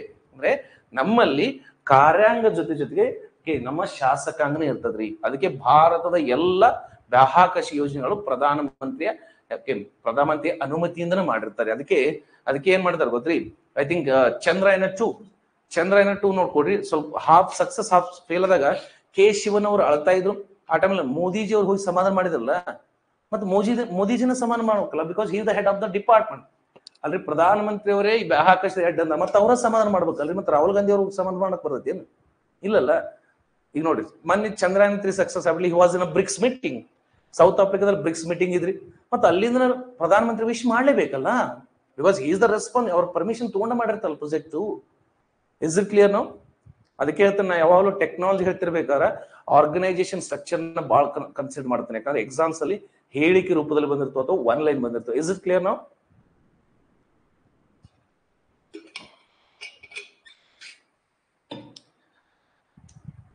ಅದೇ ಟೈಪ್ ಸ್ಟೇಟ್ ಗವರ್ಮೆಂಟ್ ಅಲ್ಲಿ ಆಗ್ತಾರೆ ಮುಖ್ಯಮಂತ್ರಿ ಇರ್ತಾರೆ. ಅದಕ್ಕೆ ಮುಖ್ಯಮಂತ್ರಿ ಹೆಸರಿಂದ ಸ್ಕೀಮ್ ಸ್ಟಾರ್ಟ್ ಆಗ್ತಿರ್ತವ್ರಿ. ಇಸ್ ಇಟ್ ಕ್ಲಿಯರ್ ನಾವು? Yes sir. ಕ್ಲಾಸ್ ನೋಟ್ಸ್ಗೆ ಮತ್ತು ರೆಗ್ಯುಲರ್ ನೋಟ್ಸ್ಗೆ there is a difference. Class notes ಅಲ್ಲಿ 360 ಎಲ್ಲಾ ಸಬ್ಜೆಕ್ಟ್ ಲಿಂಕ್ ಇರ್ತದೆ. ಬಟ್ ಅಲ್ಲಿ ನೋಟ್ಸ್ ಕೊಡ್ಬೇಕಾದ್ರೆ ಆ ಸಬ್ಜೆಕ್ಟ್ ಮಾತ್ರ ಕೊಡ್ಬೇಕಾಗತ್ರಿ. ಓಕೆ ಕ್ಲಾಸ್ ಕೇಳಿದ್ರೆ ಸುಮ್ಮನೆ ಒನ್ ಟೈಮ್ ಗ್ಲಾನ್ಸ್ ಮಾಡ್ಕೊಂಡು ತೋರಿ ದ್ಯಾಟ್ಸ್ ಇಟ್ ರೀ. ಮಗದ್ ಮಾಡಕ್ ಹೋಗ್ಬೇಡ್ರಿ. ಸೊ ಬಟ್ ಪ್ರಧಾನ ಮಂತ್ರಿ ಎಲ್ಲ ಐಡಿಯಾ ಇರ್ಬೇಕಲ್ರಿ. In order to help the ಪ್ರಧಾನ ಮಂತ್ರಿ he have a, because he is the legislative, ಇವ್ರೇನ್ರಿ ಶಾಸಕಾಂಗ. ಅದಕ್ಕೆ ನಮಗೆ ಏನಂತ ಹೇಳಿ ಕಾರ್ಯಾಂಗ ಇರ್ತದ್ರಿ. ಪ್ರಧಾನ ಮಂತ್ರಿಗೆ ಹೆಲ್ಪ್ ಮಾಡಕ್ ಯಾರದ್ರ? ಎಕ್ಸಿಕ್ಯೂಟಿವ್ಸ್ ರೀ. ಎಕ್ಸಿಕ್ಯೂಟಿವ್ಸ್ ಅಂದ್ರೆ ನಾವು ರೀ ಗೌರ್ಮೆಂಟ್ ಎಂಪ್ಲಾಯ್ಸು. ನಾವು ಗೌರ್ಮೆಂಟ್ ಎಂಪ್ಲಾಯ್ಸ್ ಅಂದ್ರೆ ಪ್ರಧಾನ ಮಂತ್ರಿ ಅಡಿಯಲ್ಲಿ 2 ಇಲಾಖೆಗಳು ಇರ್ತಾವ್ರಿ. ಅದಕ್ಕೆ ನೋಡ್ರಿ ಪ್ರತಿಯೊಂದು ಸಚಿವಾಲಯ ಅಡಿಯಲ್ಲಿ ಇಲಾಖೆಗಳಿದಾವ್ರಿ. ಅಂದ್ರೆ every ministry have a departments because minister ಗೊತ್ತಿರಬಹುದು, ಗೊತ್ತಿರ್ಲಿಕ್ಕಿಲ್ಲ, ಅವ್ರಿಗೆ ನಾಲೆಜ್ ಇರ್ಬೋದು, ಇರ್ಲಿಕ್ಕಿಲ್ಲ. ಆದ್ರೆ ಅವ್ರಿಗೆ ಹೆಲ್ಪ್ ಮಾಡ್ಬೇಕಂತೇಳಿ we have government employees and that's under the ಪ್ರಧಾನ ಮಂತ್ರಿ we have mainly 3 mainly importantly 2 department ಅಂದ್ರೆ ಇಲಾಖೆಗಳದು ರೀ. ಇಲಾಖೆಗಳದು that is department of space ಅಂದ್ರೆ ದಟ್ ಇಸ್ ಬಾಹ್ಯಾಕಾಶ ಇಲಾಖೆ. ಹಾಗೂ ಇಲ್ಲಿ ಏನಂತ್ರಿ ಸ್ಪೇಸ್ ಕಮಿಷನ್ಸ್ ಅಂದ್ರೆ ಬಾಹ್ಯಾಕಾಶ ಆಯೋಗಗಳು ರೀ. Sir what's the meaning of commission ಅಂದ್ರೆ ಏನ್ ಗೊತ್ತ್ರಿ? ಯಾವುದೇ ಒಂದು ಪ್ರಾಜೆಕ್ಟ್ ಮಾಡ್ಬೇಕಾದ್ರ ಪ್ರಧಾನಮಂತ್ರಿ ಏನ್ ಮಾಡ್ತಾರೆ ಗೊತ್ತ್ರಿ? ಒಂದು 5 ಅಥವಾ 6 ಅಥವಾ 10 ಜನ, it depend on the project ಅಂತ ಹೇಳ್ತಾರೆ ಪ್ರಧಾನಮಂತ್ರಿ ಅವರು. ನೋಡಪ್ಪ, ಭಾರತ ಚಂದ್ರಯಾನ 4 ಮಾಡ್ಬೇಕಂತತಿ, ಅದು ನಮ್ಗೆ ಹೆಲ್ಪ್ ಆಗುತ್ತಾ? ಅದರಿಂದ ಏನಾದ್ರೂ ಪ್ರಾಮುಖ್ಯತೆ ಇದೆಯಾ? Is it we have any benefit by conducting Chandrayaan 4 ಅಂತೇಳಿ ಯಾರು ಹೇಳ್ತಾರೆ? ಇಲ್ಲಿ ಸ್ಪೇಸ್ ಕಮಿಷನ್ ಎಕ್ಸ್ಪರ್ಟ್ಸ್ ಇರ್ತಾರೆ. ಅಂದ್ರೆ ಎಕ್ಸ್ಪರ್ಟ್ಸ್ ಅಂದ್ರೆ ಪ್ರತಿಯೊಂದು ಪ್ರಾಜೆಕ್ಟ್ ಮಾಡ್ಬೇಕಾದ್ರೆ ಪ್ರಧಾನಮಂತ್ರಿ ಏನ್ ಮಾಡ್ತಾರೆ ಗೊತ್ತ್ರಿ? ಒಂದು ಆಯೋಗ ರಚನೆ ಮಾಡಿರ್ತಾರೆ. ಬೆಸ್ಟ್ ಎಕ್ಸಾಂಪಲ್ ನೀವು ಓದ್ತಿರಲ್ರಿ, ಆದಿತ್ಯ L1 ಯೋಜನೆಯ ಡೈರೆಕ್ಟರ್ ಯಾರಿದ್ರಿ? ಆದಿತ್ಯ L1 ಅಂತೇಳಿ ಮಾಡಿದ್ವಲ್ಲ, India's first ever attempt to study the sun. Aditya L1 ರೀ. ಆ ಪ್ರಾಜೆಕ್ಟ್ ನ ಡೈರೆಕ್ಟರ್ ಯಾರಾಗಿದ್ರು? ನಿಜರ್ ಶಾಜಿ ಅಂತ ಮಹಿಳಾ ವಿಜ್ಞಾನ ಇದ್ರಲ್ರಿ. ಅಂದ್ರೆ ಪ್ರಧಾನ ಮಂತ್ರಿ ಅವ್ರು ಮಾಡ್ತಾ ಗೊತ್ತಿ ಆಯೋಗಗಳ ರಚನೆ ಮಾಡ್ತಾರೆ. ನೀವು ಅಬ್ಸರ್ವ್ ಮಾಡಿರಲ್ಲ ಗೊತ್ತಿಲ್ಲ, ಇಟ್ಸ್ ಮೈ ಕಾಮನ್ ಅಬ್ಸರ್ವೇಷನ್. ಬೇಕಾದ್ರೆ ನೋಡಿ, ಸಿನ್ಸ್ ಫ್ರಮ್ 2021 ಟಿಲ್ ನೌ 2024 ನೀವು ಅಬ್ಸರ್ವ್ ಮಾಡಿರಲ್ಲ ಗೊತ್ತಿಲ್ಲ, it's my common observation. It's my Kannada version ಇನ್ನೂ ಹಾಕಿಲ್ರಿ. ಕೇಳ್ತೇನೆ ಸವಿತಾ ಅವ್ರಿಗೆ ಕೇಳ್ತೇನೆ. I will ask. So please ಇದನ್ನ ನೋಟ್ ಮಾಡಿಟ್ಕೊಡ್ರಿ. ನಾ ಏನ್ ಹೇಳ್ತೇನೆ ಅದನ್ನ ನೋಟ್ ಮಾಡಿಟ್ಕೊಡ್ರಿ. ಯಾಕಂದ್ರೆ ಬಿಫೋರ್ ಫಿಲ್ಮ್ಸ್ ಇದು ಹೆಲ್ಪ್ ಆಗುತ್ತೆ ನಿಮಗೆ. Before films it's going to help. I have observe since from 2021 to 2024 because ನಾ ಪೊಲೀಸ್ ಕಾನ್ಸ್ಟೇಬಲ್ ಎಕ್ಸಾಮ್ ಆದ್ರೆ ಆ ಕ್ವಶನ್ ಪೇಪರ್ ಬಿಡಂಗಿಲ್ರಿ. ನನಗ ಟ್ರೆಂಡ್ ಅರ್ಥ ಮಾಡ್ಕೋಬೇಕಾಗತ್ತೆ. SD ಆದ್ರೂ ಬಿಡಲ್ಲ, FD ಆದ್ರೂ ಬಿಡಲ್ಲ, because I need to understand the trend of examination. 2021ರಿಂದ 2024 ಬೇಕಾದ ಕ್ವಶನ್ ಪೇಪರ್ ನೋಡ್ಕೊಡ್ರಿ, ಬೇಕಾದ ತೆಗಿರಿ. At least you guys have one question on that is ಸಮಿತಿಗಳು ರೀ. ಮೀನ್ಸ್ ಅಂದ್ರೆ ಕಮಿಟೀಸ್ ಹೆಡ್ ಕೇಳಾತಾರ್ರಿ. I don't know how exactly are going to analyse since from 2020 ಪ್ರತಿ ಒಂದು ಪೇಪರ್ಲಿ ಒಂದು ಕ್ವಶನ್, ಮಿನಿಮಮ್ ಒಂದು ಕ್ವಶನ್ ಇರ್ತದ್ರಿ. ಸಮಿತಿಗಳ ಮುಖ್ಯಸ್ಥರ ಹೆಸರು ಕೇಳ್ಯಾನ್ರಿ. Which of the following person have been appointed as a committee head of so and so ಅಥವಾ ಮ್ಯಾಚ್ ದ ಫಾಲೋಯಿಂಗ್ ಕೇಳಿ. 2020 KS ಫಿಲ್ಮ್ಸ್ ಪೇಪರ್ ತೆಗಿರಿ, 2 ಕ್ವಶನ್ ಅದಾವ್ರಿ. ಸಮಿತಿಗಳು ಮತ್ತು ಅವುಗಳ ಉದ್ದೇಶ ಹೊಂದಿಸಿ ಬರೀ ಕೇಳ್ಯಾನ್ರಿ. 2020 KS ಅಲ್ಲಿ ಬೇಕಾದ್ರೆ paper, if you have a paper we have 2 question. Committee ಕೊಟ್ಟಾನ್ರಿ ಅಂದ್ರೆ ಸಮಿತಿಗಳು ಲೆಕ್ಕ ಅಲ್ಲಿ ಬಲವಂತ ರಾಯ್ ಸಮಿತಿ, ಅಶೋಕ್ ಮೆಹ್ತಾ ಸಮಿತಿ, ಹಿಂಗ 4 ಕೊಟ್ಟಾನ್ರಿ. ಅದರ ಅಪೋಸಿಟ್ ಏನ್ ಕೊಟ್ಟಾನ್ ಗೊತ್ತ್ರಿ? ಅದರ ಉದ್ದೇಶ ಕೊಟ್ಟು ಹೊಂದಿಸಿ ಬರಿ ಅಂತ ಕೇಳ್ರಿ. PSI 545 2020 ಒರಿಜಿನಲ್ ಪೇಪರ್ ತೆಗೆದು ನೋಡ್ಕೊಡ್ರಿ. ಏನ್ ಕೊಟ್ಟಾನ ಗೊತ್ತ್ರಿ? ಕ್ರಿಪ್ಟೋ ಕರೆನ್ಸಿಯ ಮುಖ್ಯಸ್ಥ ಯಾರು ಅಂದ್ರೆ ಅಧ್ಯಕ್ಷರು ಯಾರು? ಅಧ್ಯಕ್ಷರು. ರಾಷ್ಟ್ರೀಯ ಶಿಕ್ಷಣ ನೀತಿಯ ಮುಖ್ಯಸ್ಥರು ಯಾರು? ಮುಖ್ಯಸ್ಥರು ಯಾರು ಕತ್ತಾರೆ? ಬಿಕಾಸ್ ಕಸ್ತೂರಿ ರಂಗನ್ ಅಂತಿತ್ರಿ, ಕೆ ಕಸ್ತೂರಿ ರಂಗನ್. ಸೊ ಇದೇ ಟೈಪ್ ಗ್ರೂಪ್ ಸಿ 2021 ಡಿಸೆಂಬರ್ 5 ತೆಗೆದು ನೋಡ್ಕೊಡಿ. Because it was conducted by KPS right. ಅಲ್ಲಿ ಏನ್ ಕೇಳ ಗೊತ್ತ್ರಿ? ಐ ಥಿಂಕ್ ಸಂತಾನಮನ್ ಸಮಿತಿ ಎದಕ್ಕೆ ಸಂಬಂಧ ಐತಿ ಅಂತ ಕೇಳ್ರಿ. ಸಂತಾನಮನ ಸಮಿತಿ ಎದಕ್ಕೆ ಸಂಬಂಧ, ಯಾವ ವಿಷಯದ ಕುರಿತಾದ್ರೆ? It's my common observation. Because ನಾನು ಅಷ್ಟು ಸೀರಿಯಸ್ ಆಗಿ KS ಎಕ್ಸಾಮ್ ಓದಾಕತ್ತೀನಿ ಅಂದ್ರೆ ಇವೆಲ್ಲ ಹಿಂಟ್ಸ್ ನಾ ಯಾಕೆ ಕೊಡ್ತಿದ್ರಿ ನಿಮಗೆ?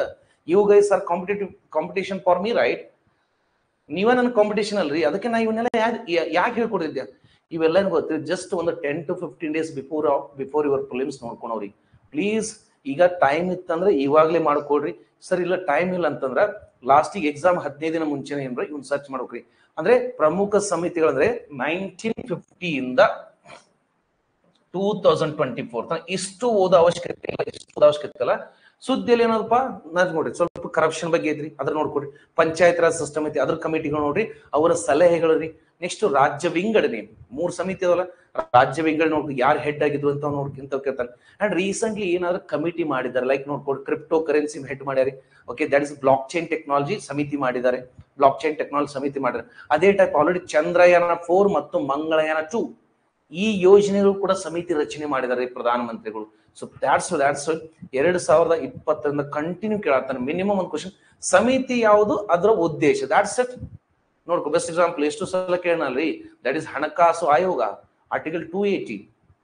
ಓಕೆ, ಫೈನಾನ್ಸ್ ಕಮಿಷನ್ ಎದಕ್ಕೆ ಮಾಡ್ತಾರ? ಒಂದು ಯೋಜನೆ ತರಬೇಕಂತೇಳಿ ಯಾರು ಎಕ್ಸಿಕ್ಯೂಟಿವ್ ಹೇಳ್ತಾರೆ, ಗವರ್ಮೆಂಟ್ ಎಂಪ್ಲಾಯ್ಸ್ ಹೇಳ್ತಾರೆ, ಇಲ್ಲ ಸರ್ ಒಂದು ಯೋಜನೆ ತರ ಅಂತೇಳಿ, ಅದನ್ನ ಕನ್ಫರ್ಮೇಶನ್ ಮಾಡಕ್, ಅದನ್ನ ವೆರಿಫೈ ಮಾಡಕ್ ಯಾರಿಗೆ ಕೊಡ್ತಾರೆ? ಪ್ರಧಾನಮಂತ್ರಿಗಳು ಈ ತರ ಕಮಿಷನ್ಸ್ ಮಾಡಿರ್ತಾರೆ.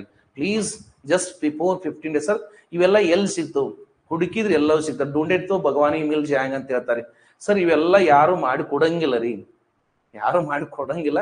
ಎಲ್ಲ ಏನ್ ಮಾಡಿದ್ರೆ 1950 ಉದ್ದಕ್ಕೆ ಒಂದು 10 ಪೇಜ್ ಕೊಟ್ಟಿರ್ತಾರೆ. ಯಾಕೆ ನೋಡ್ರಿ, ನಾ ಹೇಳ್ತೇನೆ ಒಂದೇ ಪೇಜ್ ಅಲ್ಲಿ ನೀವು ಓದಬಹುದು ಅಂತ ಹೇಳ್ತೇನೆ. ಅವಾಗ ನೀವು ಬಿಲೀವ್ ಮಾಡ್ತೀರಿ, ಒಂದು ಪೇಜ್ ಯಾವ ಪಾಸ್ ಆಗ್ತಂತೆ, ನೀವು ಇವಾಗ ಒಂಚೂರು ನೆಗ್ಲೆಕ್ಟ್. ಅದು 10 ಪೇಜ್ ಕೊಟ್ಟಾಗ ಏನ್ ಮಾಡ್ತೀವಿ, 10 ಪೇಜ್ ಅಂದ್ರೆ ಇಂಪಾರ್ಟೆಂಟ್ ಅಂತ. ಯಾಕಂದ್ರೆ ವಿ ಆರ್ ಇಂಡಿಯನ್ಸ್, ರೈಟ್? ನಾವು ಭಾರತೀಯರಿ, ನಮ್ಗೆ ಹಾರ್ಡ್ ವರ್ಕ್ ಬೇಕು, ಸ್ಮಾರ್ಟ್ ವರ್ಕ್ ಬೇಕಾಗಿಲ್ಲ. ಓಕೆ, ನಮ್ಗೆ ಹಾರ್ಡ್ ವರ್ಕ್ ಬಹಳ ಲೈಕ್ ಸ್ಮಾರ್ಟ್ ವರ್ಕ್ ಲೈಕ್ ಆಗಲ್ಲ ಅಂತ ಹೇಳ್ತಾರೆ. ಬಿಕಾಸ್ ವಿ ಆರ್ ಇಂಡಿಯನ್ಸ್, ದಿಲ್ ಮಾಂಗೆ ಮೋರ್ ಅಂತ ಹೇಳ್ತಾರೆ. ಅತಿಯಾದದ್ದು ಅತಿಯಾದದ್ದು ಕೂಡ ಸಮಟೈಮ್ಸ್ ಹಾನಿಕರ ಆಗತ್ರಿ. So that's right. ನಾ ಹೇಳಿದಲ್ಲಿ ಎಲೆಕ್ಷನ್ ರಿಲೇಟೆಡ್ ಏನಾದ್ರು ಸಮಿತಿಗಳಿದ್ರೆ, panchayat raj system, new technology, ನನ್ನ ಟಾಪಿಕ್ ರಿಲೇಟೆಡ್ ನಾ ಹೇಳ್ಕೊಡ್ತೇನೆ. ಓಕೆ, IT ಅಂಡ್ ಕಮ್ಯುನಿಕೇಶನ್ ಬಂದಾಗ ಬ್ಲಾಕ್ ಚೈನ್ ಟೆಕ್ನಾಲಜಿ ಇರ್ಬೋದು, ಆರ್ಟಿಫಿಷಿಯಲ್ ಇಂಟೆಲಿಜೆನ್ಸ್ ಇರ್ಬೋದು, ಅವನ್ನೆಲ್ಲ ನಾ ಹೇಳ್ತೇನೆ. ಬಟ್ ಉಳ್ಕಿದ್ದು sir please repeat the committee will be note it down. Okay, ಏನ್ ಗೊತ್ತ್ರಿ, ಯಾವ್ಯಾವ ಸಮಿತಿಗಳು ಸುದ್ದಿ ಇರ್ತಾವ ಸ್ವಲ್ಪ 1915 ಏನ್ ಮಾಡ್ಕೋದ್ರಿ, ಪಂಚಾಯತ್ ಎಲೆಕ್ಷನ್ ಬರ್ತಾ ಇದೆ. Next year panchayat election is there, right? Panchayat related ಸಮಿತಿಗಳು ಮತ್ತು ಅವರುಗಳ ಸಲಹೆಗಳು, how they are differ from one person to another person. ಈಗ ಬಲವಂತರಾಯ ಏನ್ 3 ಟೈರ್ ಸಿಸ್ಟಮ್ ಇರ್ತಾನೆ ಅಂದ್ರೆ ಒಬ್ಬೊಬ್ರಿಗೊಬ್ರು ಏನ್ ವ್ಯತ್ಯಾಸ.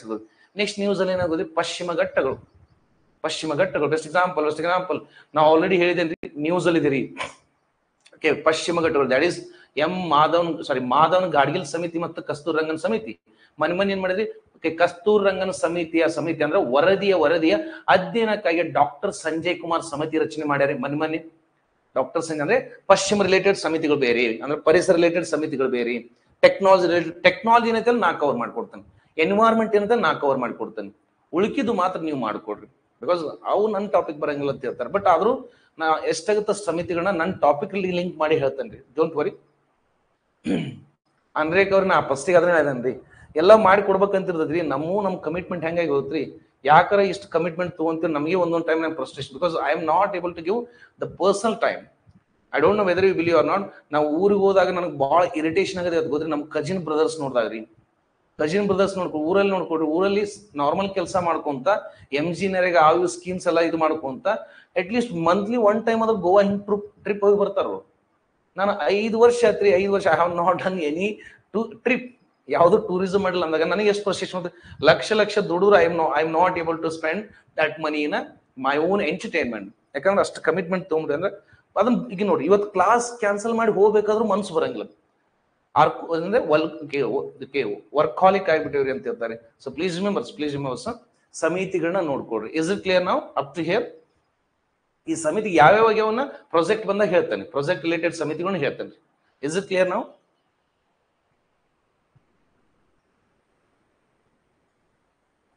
ಅರ್ಥ ಆಯ್ತ್ರಿ?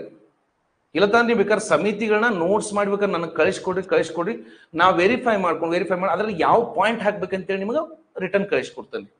ಬೇಕಾದ್ರೆ ನೀವು ನೋಟ್ಸ್ ಮಾಡಿದ್ರೆ ಸಮಿತಿಗಳನ್ನ ನೀವು, ಯಾಕಂದ್ರೆ ಎಲ್ಲವೂ ಮಾಡ್ರಿ, ಯಾಕಂದ್ರೆ ನೋಡ್ಕೊಡ್ರಿ, ನಾನು ಕ್ವಶನ್ ಪೇಪರ್ ಅನಲೈಸ್ ಮಾಡ್ತಿರ್ಬೇಕಾದ್ರೆ ಯಾವ್ದು ನೀಡಿದೆ ಯಾವ್ದು ನೀಡಿಲ್ಲ ಅಂತೇಳಿ ನಾನು ಏನ್ ಮಾಡ್ತೀನಿ, ನೀವು ಅದನ್ನ ಕರೆಕ್ಷನ್ ಮಾಡ್ಕೊಂಡು ನಿಮ್ಗೆ ಫೀಡ್ಬ್ಯಾಕ್ ಅಂದ್ರೆ ವಾಪಸ್ ಕಳಿಸ್ಕೊಡ್ತಾನೆ. ಫಸ್ಟ್ ನೀವು ಮಾಡ್ರಿ, ನೀವು ಮಾಡಿ ಆದ್ಮೇಲೆ ಡೆಫಿನೆಟ್ಲಿ ಐ ವಿಲ್ ವೆರಿಫೈ, ನಾ ಕರೆಕ್ಷನ್ ಮಾಡ್ಕೊಂಡು ಮತ್ತೆ ಯಾವ್ಯಾವ ಪಾಯಿಂಟ್ಸ್ ಹಾಕ್ಬೇಕಂತೇಳಿ ನಾನು ನಿಮ್ಗೆ ಗೈಡ್ ಮಾಡ್ತೇನೆ. ಬಟ್ ಟ್ರೈ ಯಾರು ಮಾಡಲ್ಲ, ನೀವು ಫಸ್ಟ್ ಟ್ರೈ ಮಾಡ್ರಿ ಅಂತ ಹೇಳ್ತಾರೆ. ನನ್ನ ಸಬ್ಜೆಕ್ಟ್ ರಿಲೇಟೆಡ್ ನಾ ಮಾಡ್ತೇನೆ, ಬಟ್ ನಿಮ್ಗೆ ಉಳ್ಕಿದ್ದು ನೀವು ಮಾಡಿ ಕಳಿಸ್ರಿ, ಬೇಕಾದ್ರೆ ನಾ ವೆರಿಫೈ ಮಾಡಿರ್ತೇನೆ. Is it clear? ಓಕೆ. ನಾವು ಇಲ್ಲಿ ನೋಡ್ರಿ, ಇಲಾಖೆ ಅಂತ ಬಂದಾಗ ಇಲಾಖೆಯಲ್ಲಿ we should segregate. Best example ನಮ್ದೇ ತಗೊಂತಾನೆ. ಇಲ್ಲಿ ನೋಡ್ರಿ, ನಮಗೇನು ಗೊತ್ತ್ರಿ, ನೋಡ್ರಿ, ಒಬ್ರು ಟ್ರಾನ್ಸ್ಲೇಟಿಗೆ ಒಬ್ರು ಇಂಟ್ಕೋಬೇಕು, ನಾವು ಒಂದು ಇಲಾಖೆ ಟ್ರಾನ್ಸ್ಲೇಷನ್ ಇಲಾಖೆ ಮಾಡ್ಬೇಕ್ರಿ. ನೆಕ್ಸ್ಟ್ ಫ್ಯಾಕಲ್ಟಿ ಬ್ಯಾಲೆನ್ಸ್ ಮಾಡಕ್ ಒಂದು ಇಲಾಖೆ ಮಾಡ್ಬೇಕು, ಇಲಾಖೆ ಮಾಡಬೇಕು.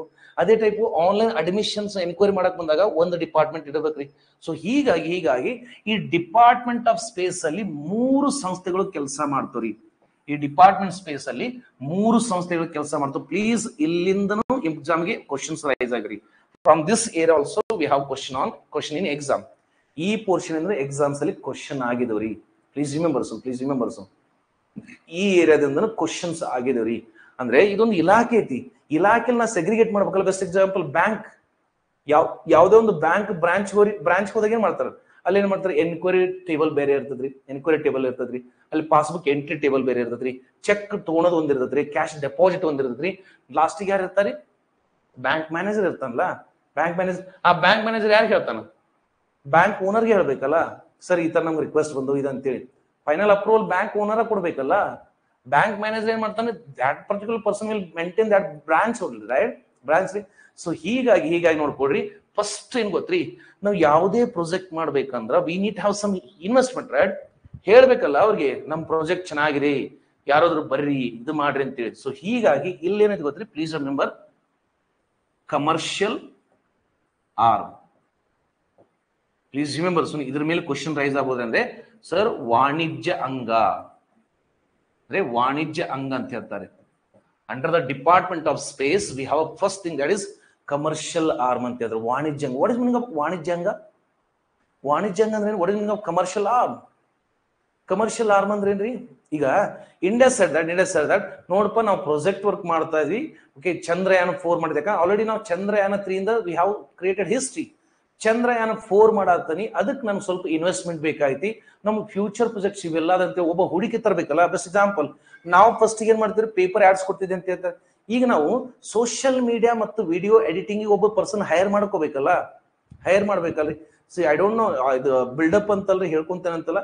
2023 ಡಿಸೆಂಬರ್ ಇಂದ 2024 May within the 6 month KS Guruji institute ಇಷ್ಟೆಲ್ಲ ಬೆಳಿಲಿಕ್ಕೆ ಕಾರಣ ಗೊತ್ತ್ರಿ. ಒಂದು, ನಮ್ಮ ಟೀಚಿಂಗ್ ಚೆನ್ನಾಗಿದೆ, ಅದ್ರ ಜೊತೆ ನಾವು ಟೆಕ್ನಿಕಲ್ ಡಿಪಾರ್ಟ್ಮೆಂಟ್ಗೂ ವಿ ಆರ್ ಸರ್ಚಿಂಗ್ ಸಿಗುತ್ತಾ ಇದ್ರಿ. ಮೋಸ್ಟ್ ಆಫ್ ದ ಪೀಪಲ್ ಏನ್ ಆಸ್ಪಿರೆಂಟ್ ಇರೋದ್ರಿಂದ, ಸರ್ UPSC ಪ್ರಿಲಿಮ್ಸ್ ಅನೌನ್ಸ್ ಆಗಿದೆ, KS ಪ್ರಿಲಿಮ್ಸ್ ಅನೌನ್ಸ್ ಆಗಿದೆ, ಅದಕ್ಕೆ ಪ್ರಿಲಿಮ್ಸ್ ಆದ್ಮೇಲೆ ನಿಮ್ ಜೊತೆಗೆ ಆಗ್ತದೆ. ಅದಕ್ಕೆ ನಾವು ಎಲ್ಲದೂ ನಾವು ಓದಾಡ್ತಾ ಇದೀವಿ. ಅಂದ್ರೆ ಫ್ಯಾಕಲ್ಟೀಸ್ನ ಎಲ್ಲ ಕಡೆ ಓಡಾಡ್ತಾ ಇರೋದು ಏನಾಗ್ತದೆ, ಎಲ್ಲ ಕಮಿಟ್ಮೆಂಟ್ ಇದಾಗ್ತದೆ, ಅದಕ್ಕೆ ಸ್ವಲ್ಪ ಡಿಲೇ ಆಗ್ತದೆ. ಅದನ್ನ ಎಕ್ಸ್ಕ್ಯೂಸ್ ಅಂತ ತಗೊಳಂಗಿಲ್ಲ.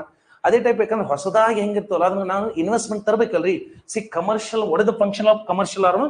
They have to bring investment and projects ರೀ. ಈಗ PSLV ಸಕ್ಸಸ್ ಐತ್ರಿ ನಮ್ದು. ಪ್ರಪಂಚದಲ್ಲಿ ಅತಿ ಹೆಚ್ಚು ಯಶಸ್ವಿ ಇರೋ ರಾಕೆಟ್ PSLV ಐತಿ. PSLV ನಾವು ಉಪಗ್ರಹ ಉಡಾವಣೆ ಮಾಡ್ಬೇಕಂದ್ರೆ ನನ್ಗೆ ಯಾವ್ದಾರ ಉಪಗ್ರಹ ಬೇಕಲ್ಲ, ಯಾವ್ದಾರ ಪ್ರಾಜೆಕ್ಟ್ ಬೇಕಲ್ರಿ. ಯಾವ್ದಾರ ಪ್ರಾಜೆಕ್ಟ್ ಬೆಸ್ಟ್ ಎಕ್ಸಾಂಪಲ್, ನಾವು ಕೋರ್ಸ್ ಅನೌನ್ಸ್ ಮಾಡಿದಿರಿ. ನಾವು ಕೋರ್ಸ್ ಅನೌನ್ಸ್ ಮಾಡ್ಬೇಕಂದ್ರೆ ಫಸ್ಟ್ ರಿಕ್ರೂಟ್ಮೆಂಟ್ ಬರ್ಬೇಕಲ್ಲ. Without recruitment how we have to approach the people? Student ಹೆಂಗ್ ಅಪ್ರೋಚ್ ಮಾಡ್ಬೇಕ್ರಿ? ನಾವ್ ಹೆಂಗೆ ಹೂಡಿಕೆ ತರಬೇಕ್ರಿ? ನೋಡ್ರಿ, ಇಲ್ಲಪ್ಪ ಒಂದು ಕೋರ್ಸ್ ಮಾಡಕ ನಮ್ಗೆ so and so lakh rupees ಬೇಕಾಗತ್ತ. But right now I am not having that much money. ಅದಕ್ಕೆ ಏನ್ ಮಾಡ್ತಾನೆ, ಬ್ಯಾಂಕಿಗೆ ಅಪ್ರೋಚ್ ಮಾಡ್ತೀನಿ, ಇಲ್ಲ ಫ್ರೆಂಡ್ಸ್ ಕಡೆ ತಗೊಂತೀನಿ, ಇಲ್ಲ ನಾನು ಬಂಗಾರ ಬ್ಯಾಂಕ್ ಅಲ್ಲಿ ಇಟ್ಕೊಂಡು I will take the gold loan because ನನಗೆ ಈ ಕೋರ್ಸ್ ಮಾಡೋದಿದೆ. ಅದನ್ನ ಯಾರು ಕನ್ವಿನ್ಸ್ ಮಾಡ್ತಾರೆ ಗೊತ್ತ್ರಿ? ಹೋಗಿ 4 ಜನ ಇರ್ತಲ್ಲ, ಅವ್ರಿಗೆ ಕನ್ವಿನ್ಸ್ ಮಾಡಿ ಬರ್ಬೇಕಲ್ಲ. ಇಲ್ಲಪ್ಪ, ನಾವು ಜಾಸ್ತಿ ಸಕ್ಸಸ್ ರೇಟ್ ಇದೆ, ಪ್ಲೀಸ್ ನಮ್ಮ ಪ್ರಾಜೆಕ್ಟ್ ಅಲ್ಲಿ ಇನ್ವೆಸ್ಟ್ಮೆಂಟ್ ಮಾಡ್ರಿ, these are the upcoming project of ISRO, please invest ಮಾಡ್ರಿ, you will get a profit ಅಂತೇಳಿ ಯಾರು ಮಾಡ್ತಾರೆ? ಕಮರ್ಷಿಯಲ್ ಆರ್ಮ್ದಾರು ಹೋಗಿ ಏನ್ ಮಾಡ್ತಾರೆ? They will bring the investment and projects. ಅಂದ್ರೆ ಅವ್ರು ಹೋಗಿ ಹೂಡಿಕೆ ಮತ್ತು ಪ್ರಾಜೆಕ್ಟ್ಸ್ ತಗೊಂಡ್ಬರ್ತಾರೆ. ಸೊ ಹೀಗಾಗಿ ಭಾರತದ ಕಮರ್ಷಿಯಲ್, ISROದ ಕಮರ್ಷಿಯಲ್ ಆರ್ಮ್ ಯಾರು ಇದ್ರಿ? ಓಕೆ, ಇದನ್ನ ಕೆಳಗೆ ಬರ್ಕೊಂತಿರಲಿ, ಇಲ್ಲಿ ಬರೆಯೋದನ್ನ ಇಲ್ಲಿ ತಗೊಂತಾನೆ. I am going to write here. So earlier ಇಂಡಿಯಾದ ISRO ಕಡೆ ಯಾವ್ದ್ರಿ? That is Antariksha. Please remember ಭಾರತದ ಒಂದು ವಾಣಿಜ್ಯಾಂಗದ ಹೆಸರೇನಿಟ್ಟಿದ್ರಿ? ಅಂತರಿಕ್ಷ ಅಂತ ಇಟ್ಟಿದ್ರಿ. ಅಂತರಿಕ್ಷ ಅಂತ ಇದ್ರಿ. ಡೋಂಟ್ ವರಿ, 1969 ಇಸ್ರೋ ಸ್ಟಾರ್ಟ್ ಆಗುತ್ತಲ್ಲ, ಅವಾಗ ಒಂದು ವಾಣಿಜ್ಯಾಂಗ ಬೇಕಲ್ಲ, ನಮ್ಗೆ ಇನ್ವೆಸ್ಟ್ಮೆಂಟ್ ಬೇಕಲ್ಲ. ಸೊ ಹೀಗಾಗಿ ಆ ಅಂಗದ ಹೆಸರೇನಿಟ್ಟಿದ್ರಿ? ಅಂತರಿಕ್ಷ ಅಂತ ಇಟ್ಟಿದ್ರಿ. ಅಂತರಿಕ್ಷ ಅಂತ ಇದ್ರಿ. ಬೆಸ್ಟ್ ಎಕ್ಸಾಂಪಲ್ ನಾವೇನ್ ಮಾಡ್ತೀವಿ ಗೊತ್ತ್ರಿ? ಈಗ ನೋಡ್ರಿ, ನೀವು ಕಾಲ್ ಮಾಡಿದಾಗ ಆಫೀಸ್ ನಂಬರ್ ಕೊಟ್ಟಿರ್ತೀವಿ. ಆಫೀಸ್ ನಂಬರ್ಗೆ ಒಬ್ಬರು ನೇಮಕ ಮಾಡ್ಬೇಕಲ್ಲ, ಅವ್ರಿಗೆ ನಿಮ್ ಕಾಲ್ ಫಾಲೋ ಅಪ್ ಮಾಡ್ಬೇಕಲ್ಲ. ಫಾಲೋ ಅಪ್ ಮಾಡ್ಬೇಕ್ರಿ. ನಮ್ದು ಈ ಕೋರ್ಸ್ ಡೀಟೇಲ್ಸ್ ಇದೆ, we are planning for this one, how exactly we are going to cover the syllabus, how exactly we are going to conduct a course, ಅವರೆಲ್ಲ ಹೇಳ್ತಾರೆ. ಅವಕ್ಕೆ ಏನಂತಾರೆ? ವಾಣಿಜ್ಯ ಅಂಗ, ದಟ್ ಇಸ್ ಅಂತರಿಕ್ಷ ಅಂತ ಹೇಳ್ತಾರೆ. ಬಟ್ ಇದು ಓಲ್ಡ್ ಆಗಿದೆ ರೀ. ಓಲ್ಡ್ ಆಗಿದೆ ಅಂದಾಗ we have to go for the new things, right? New things, right? That's why exams ಅಲ್ಲಿ ಕೇಳ್ಬೋದ್ರಿ. That's why recently one more ವಾಣಿಜ್ಯ ಅಂಗ ರೀ, ಅಂದ್ರೆ ಇತ್ತೀಚೆಗೆ ಯಾವ್ದು ಮಾಡ್ಯಾರಿ? ದಟ್ ಇಸ್ NSIL ರೀ. ಯಾವ್ದು ಮಾಡ್ಯಾರಿ? NSIL. Because NSIL this is was established in 2019. NSIL ಅಂದ್ರೆ new space India limited. I think GK class ಅಲ್ಲಿ ಹೇಳಿದ್ರೆ ನೆನಪಿದೆ ರೀ. ಯಾವುದಾದ್ರೂ ಒಂದು ಕಂಪನಿ ಮುಂದೆ ಕಂಪನಿಯ ಸಫಿಕ್ಸ್ ಅಲ್ಲಿ ಇಂಡಿಯಾ ಲಿಮಿಟೆಡ್ ಅಂದ್ರೆ ಅದು ಭಾರತೀಯ ಕಂಪನಿ ಅಂತ ಇದಲ್ರಿ, ಅಂದ್ರೆ ಸರ್ಕಾರದ company. If any company have A suffix as a India limited, that is the government company. Government company means most of the investment, that is more than 51% of the investment made by government of India. ನಾ GK ಅಲ್ಲಿ ಇದನ್ನೆಲ್ಲ ಹೇಳೇ ಮುಂದೋಗಿರ್ತೀನಿ. ಇಲ್ಲಂದ್ರೆ environmental ಆದ್ರೆ ಹೇಳ್ತಾನ್ರಿ. Okay, like ಪ್ರಾಧಿಕಾರ ಅಂದ್ರೆ ಏನು, next India limited ಅಂದ್ರೆ ಏನು ಹೇಳಿರ್ತಾನ್ರಿ. ಮೋರ್ ದನ್ 51% ಏನಾದ್ರೂ ಹೂಡಿಕೆ ಒಂದು ಕಂಪ್ನಿಯಲ್ಲಿ ಭಾರತ ಸರ್ಕಾರದಿದ್ದಾರೆ, ಅದು ಕಂಪ್ನಿ ಮುಂದೆ ಇಂಡಿಯಾ ಲಿಮಿಟೆಡ್ ಅಂತ ಇರ್ತದ್ರಿ. India limited. That's why recently create ಮಾಡ್ಯಾರಿ with new updated one, that is 2019 ರೀ. ಸೊ ಹೀಗಾಗಿ ಬೇಕಾದ್ರೆ ನೀವು ನ್ಯೂಸ್ ಪೇಪರ್ ಓದ್ತೀರಿ. ಬೆಸ್ಟ್ ಎಕ್ಸಾಂಪಲ್, ಲಾಸ್ಟ್ ಇಯರ್ ಏನ್ ಮಾಡಿ ಗೊತ್ತ್ರಿ? ಭಾರತದ ಸ್ಮಾಲ್ ಸ್ಯಾಟಲೈಟ್ ಲಾಂಚ್ ವೆಹಿಕಲ್ ಅಂದ್ರೆ ಸಣ್ಣ ಉಪಗ್ರಹ ಉಡಾವಣೆ ವಾಹನದಿಂದ ನಾವು ಸಿಂಗಾಪುರ್ನ 2 ಉಪಗ್ರಹವನ್ನು ಉಡಾವಣೆ ಮಾಡಿಕೊಟ್ಟಿವಿ. In last year that is SSLV rocket have lifted 2 Singapore satellites. ಆ ಡೀಲ್ ತಗೊಂಬಂದ್ರೆ ಯಾರು ಗೊತ್ತ್ರಿ? ಈ ಅಂಗ ಹೋಗಿ ಡೀಲ್ ತಗೊಂಬಂದ್ರಿ, ಕನ್ವಿನ್ಸ್ ಮಾಡೋದು. ನೋಡ್ಪಾ, ನಾವು ಸಣ್ಣ ಉಪಗ್ರಹನು ಉಡಾವಣೆ ಮಾಡಕ ವಿ ಹ್ಯಾವ್ ಅ ರಾಕೆಟ್, ಅದನ್ನು ಸಕ್ಸಸ್ಫುಲಿ ನಾವು ಆಲ್ರೆಡಿ ಟೆಸ್ಟ್ ಮಾಡಿದೇರಿ, ಪ್ಲೀಸ್ ಗಿವ್ ಅ ಪ್ರಾಜೆಕ್ಟ್ ಅಂತೇಳಿ ನಾವು ಸಿಂಗಾಪುರ್ನ ಹೋಗಿ ಕನ್ವಿನ್ಸ್ ಮಾಡ್ಕೊಂಡು we have successfully launch the Singapore 2 satellite. ಯಾರು ತಗೊಂಡ್ಬಂದಿದ್ದೀರಾ? NSIL ತಗೊಂಡ್ಬಂದ್ರಿ. ನ್ಯೂ ಸ್ಪೇಸ್ ಇಂಡಿಯಾ ಲಿಮಿಟೆಡ್ ಅನ್ನೋದು ರೀಸೆಂಟ್ಲಿ ಆಗಿರೋದ್ರಿಂದ ನಿಮ್ಮ ಎಕ್ಸಾಮಿನೇಷನ್ ಕೇಳ್ತಾರೆ. ಇವ್ರ ಕೆಲಸ ಏನ್ರಿ? They have to bring the investment and projects ಅಂತ ಹೇಳ್ತಾರೆ. ಹಾಗಾದ್ರೆ ಹೆಡ್ ಕ್ವಾರ್ಟರ್ ಎಲ್ಲಿದ್ದೀರಿ? ಇದು 2019 ಅಲ್ಲಿ ಸ್ಥಾಪನೆ. Where is the headquarter of NSIL? Can you know? NSIL headquarter ಎಲ್ಲಿದ್ದೀರಿ? NSIL ಹೆಡ್ ಕ್ವಾರ್ಟರ್ ಎಲ್ಲಿದೆ?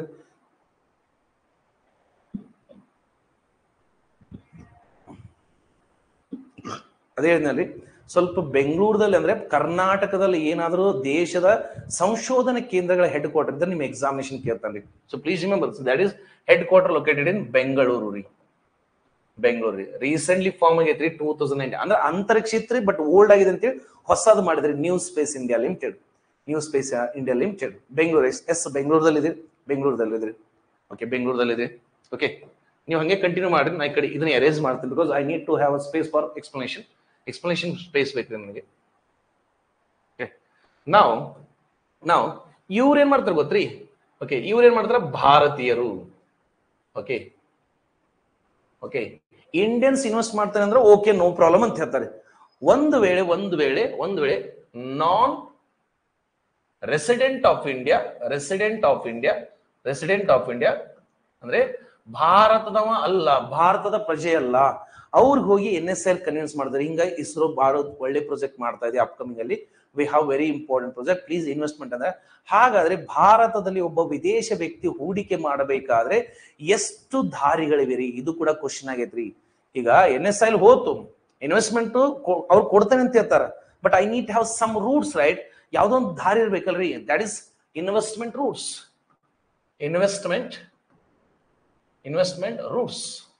ಅಂದ್ರೆ ಭಾರತದಲ್ಲಿ ಒಬ್ಬ ವಿದೇಶಿಗ ಏನಾದ್ರೂ ಹೂಡಿಕೆ ಮಾಡ್ಬೇಕಾದ್ರೆ ದಾರಿಗಳು ಯಾವುವು?